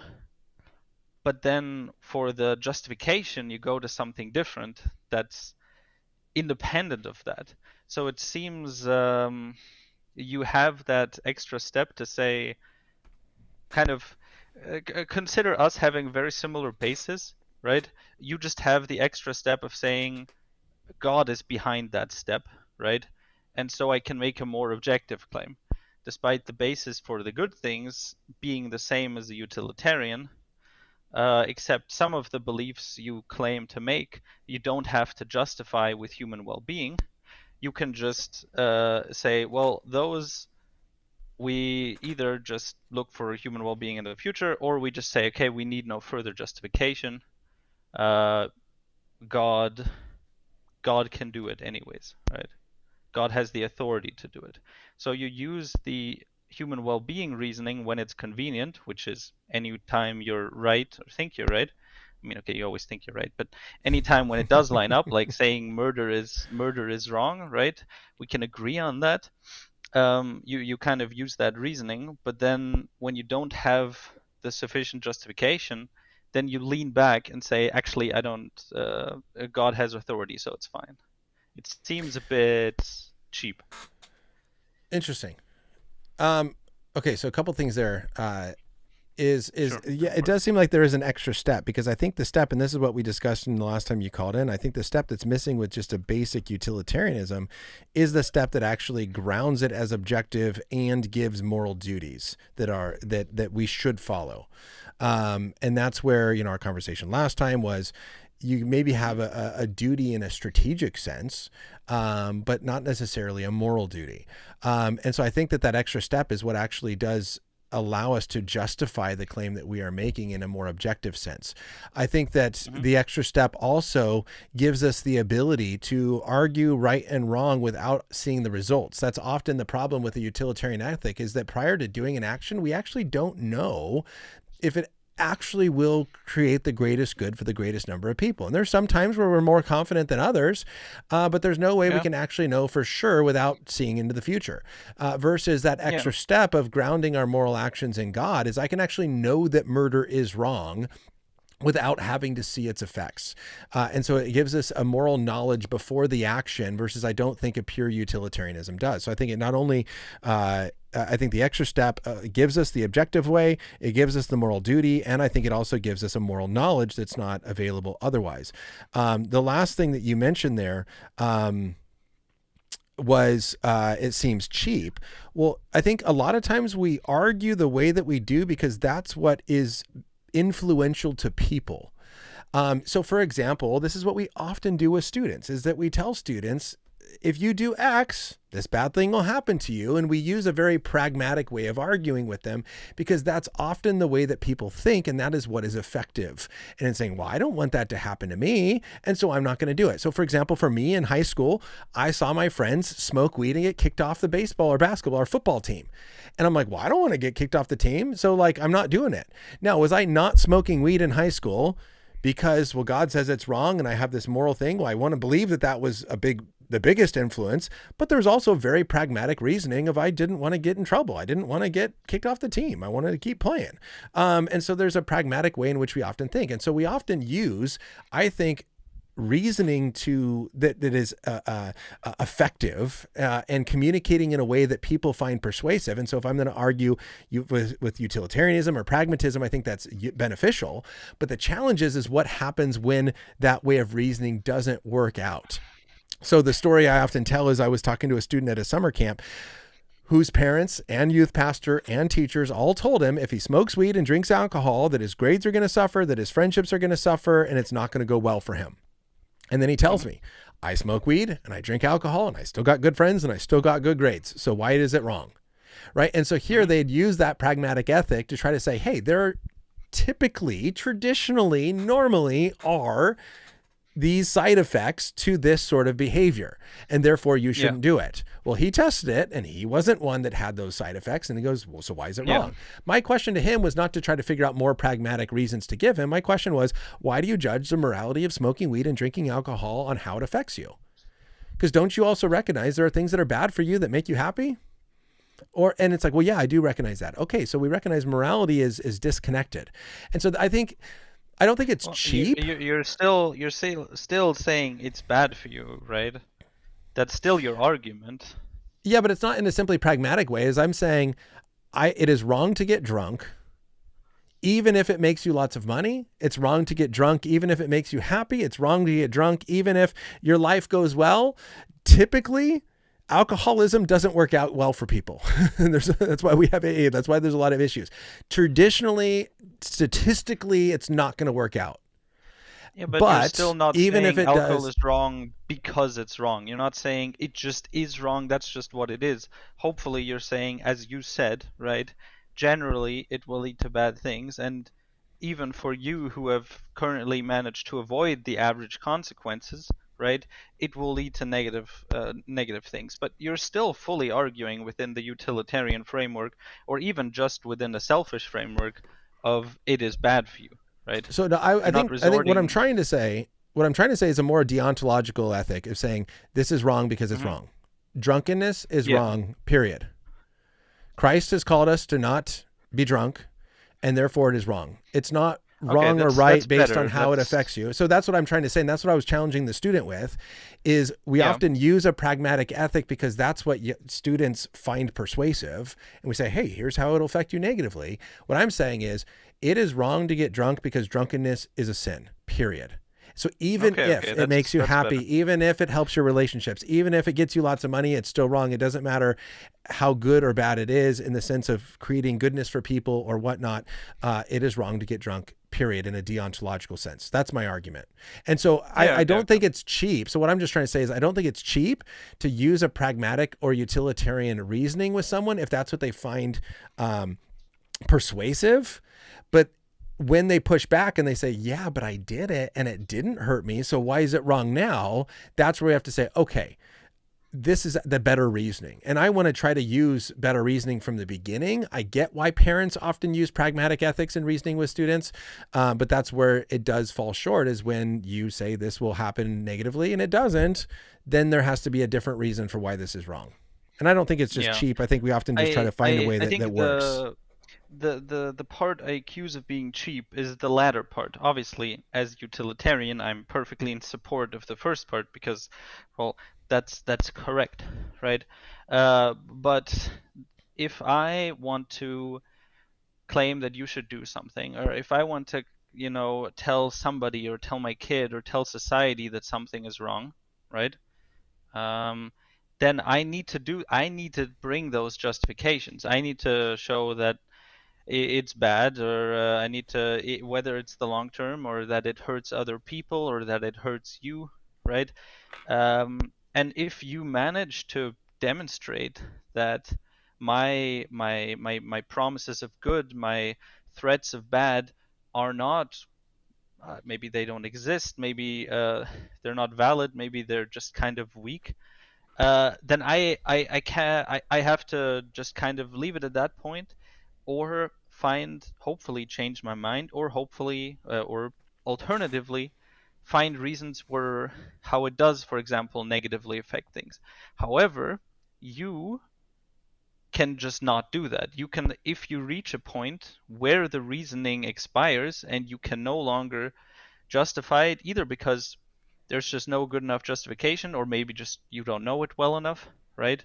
You can always take that cheap step of saying, okay, it doesn't actually matter, it's wrong because it's wrong, right? And you can't argue with that.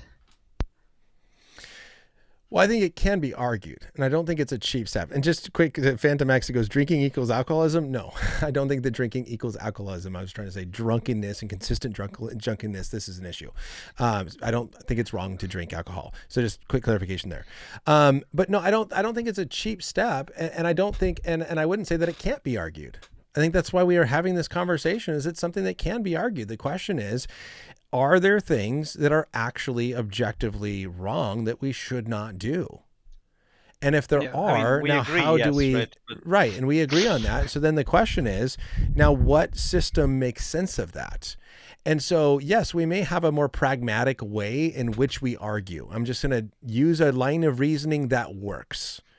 yeah, And so we sometimes do that. We argue very pragmatically.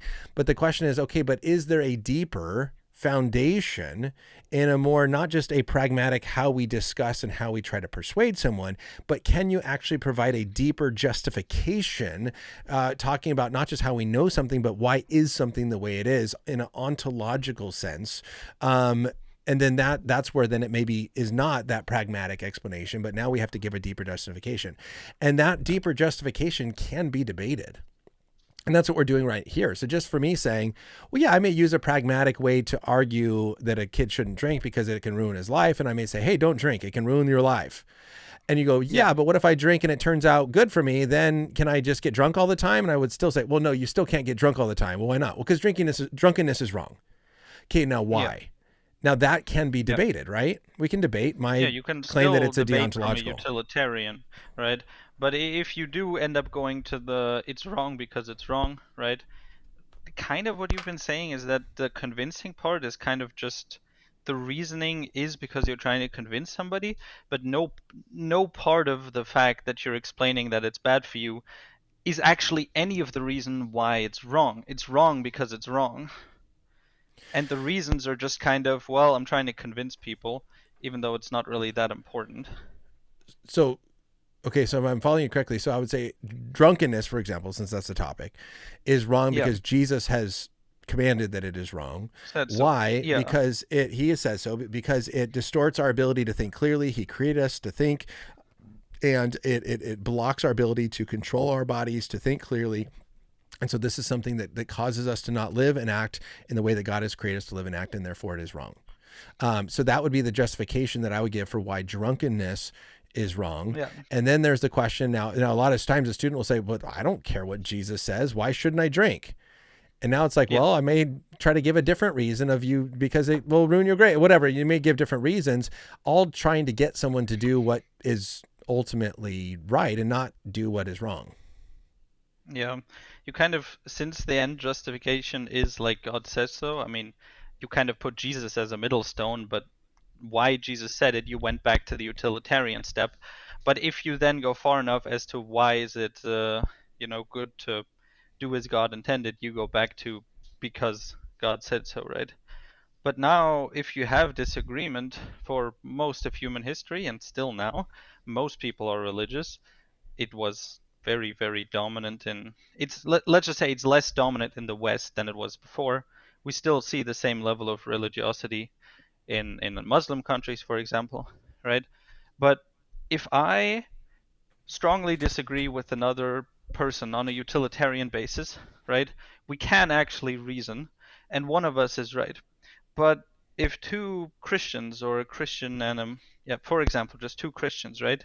If you reach that point where you say this is right because God says so, this and the other person says this is wrong because God says so, you cannot argue with each other over which has more benefit, right? You just claim to have divine knowledge, both of you. Most people do, and almost all of them are wrong, except you, of course. Um, but you kind of reach a wall that you cannot cross when you argue on a religious basis. Why But you not? can actually, well, because the end justification is because it is, and you just disagree on what because it is. But you don't need to, you cannot question as to why a thing would be wrong if you go back far enough, right? Well, I think if the two people are disagreeing, then it means someone's interpretation is wrong. Yeah, exactly, right? So you But still since can the say, now, basis, how did you come to the conclusion that God said this is wrong when in these passages he says it's good? Right. And there's ways that yeah, you can go back. And just like the person says this person's guilty, another one says this person's innocent, it goes, well, can't do anything. It's like, well, no, you can go back and reevaluate the reasons and evaluate the reason you got to that. You can go back and evaluate the evidence, and you go back and do your evaluation and hopefully expose where someone is interpreting something wrongly, uh, yeah, to come to a conclusion of what is actually true. yeah. But it is a different sort of disagreement than I would have with another utilitarian, for example, right? Oh, Because for in the sure. end, you the claim you disagree on, you both just claim that the other person has it wrongly interpreted, right? Compared to the other person, the yeah, it's slightly different. Oh, it's 100% different, right? And so we're talking about, here's a quick, I think, thought that just popped in my head is my two sons, if one son says, hey, dad said we can go play outside, and the other one says, no, dad said we can't go play outside. And Yeah. well, clearly, so then the question is, okay, someone misunderstood me. The question is, can they go outside or not? Well, to discover if they can go outside or not, they're not going to look at the effects. They're not going to look at they're not going to look at all that. They're going to go back to me and say, Dad, what did you say? Can we go outside or not? Right. And so But the we way in can't do which, that, right? if, It's more like dad is dead, and one person says dad would want us to go outside, and the other person says dad would not want us to go outside. And you well, I can't don't think, ask dad, so, you well, know, I would say that the God is still alive, that he is living and active, and his word is still true. And so it's not a dead dad. And you just have to figure out what he says from beyond the grave. God is living. And so I think there's a difference there. The point is that you're absolutely right. I'm trying to agree with you that when you are mhm, basing information based on the declaration of a person, the way in which you go about yeah, figuring out who's misunderstanding that person or who's rightly understanding that person and who has a misunderstanding is to go back to what that person said, wherever they said it, whether it was they said it with their voice or they said it in a letter or they said it in whatever. You go back to where they said it to evaluate versus, yeah, if you're trying to figure out something like you said in a utilitarian sense then you're going to argue, well, which one has a more positive effect, and you're going to look at all the statistics and data to see which one has more positive effect than the other one, and it's going to be a very, very yeah, different way of understanding. So you're absolutely right about yeah, that. And I've, in the last time we talked in this one, kind of presented a few reasons why I think utilitarianism without a deeper grounding, I think falls short of being able to ground these kind of deep, meaningful things. So I'm at 2 minutes over time, so I do have to run, but I oh, always give okay, my okay, guests the last word. So if there's something that you want to say to finish up, I'd be happy to give you the last yeah. word. I would say that, for since you mentioned the dad is alive, right? That we kind of he's bad at communicating what he wishes, right? Because not only Christians, but of course all the other religions, and they're all very convinced that, well, of the same things you are, right? But they even talk to him personally. They get messages, they get revelations, but they can't seem to agree. So I cannot kind of equate it as well Hmm. to asking the live dad, because apparently God is just very bad at, communicating those true wishes to, well, his children, I suppose. Yeah. Uh, Well, Carl, I appreciate the thoughts. This is really fun. I've enjoyed our last two conversations. Thank you for calling in. yeah, thanks for having me on. I'm sure we'll talk again in the future. Wish me Yep. luck making spaghetti at midnight. Will do. Have a good time doing that. Yep. All right. See ya. And shout out to the watchers, of course, All if they righty. enjoyed me. Yep. Absolutely. Thank you. Thank you. All right, everybody. Good to see you here. And yeah, Phantom X, you might even try drunkenness distorts our ability to think well, and we are called to think well. So love that. Phantom X, Mirza, Shane.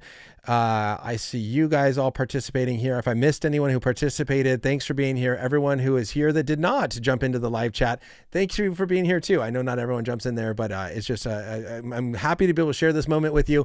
Hopefully that conversation with Carl was beneficial and thoughtful. There's things that I always get challenged by, and I think even his ability to challenge me to think deeper about how do I really go back and ground these sort of goodnesses, in these sort of ways, I think is something that I want to continue to think deeper about and think well about. And so that's why I appreciate your calls and your pushback and your challenges, and not just staying in our little information bubbles where everyone just agrees with me and I don't actually think about those difficulties or challenges. And so I appreciate you for doing that. And hopefully I've offered a few things to challenge you listeners and viewers with as well. So again, next month is going to be on psychology. The month after that is going to be on political thought. That's for our worldview study. Next week is going to be on transgenderism from our culture study. And then, next week I'm gone in Utah. The next video is going to be the beginning of August for the culture series. So I will not see you next Tuesday, but the Tuesday after that, I should be back. And you guys can be praying for me as my family deals with this flooding issue and cleaning out our house issue. That may challenge a little bit the live stream when I get back from Utah, because I'm going to show back up at a house that may be ripped apart and in need of new carpet and things like that. So I'll keep you all up to date. Follow on social media, like, subscribe, share this. Hopefully this has been a benefit to you and encourage you to think well about these issues that matter. So until then, continue thinking deeply about these things because they are worth thinking about. See you not next week, 2 weeks, everybody. Bye.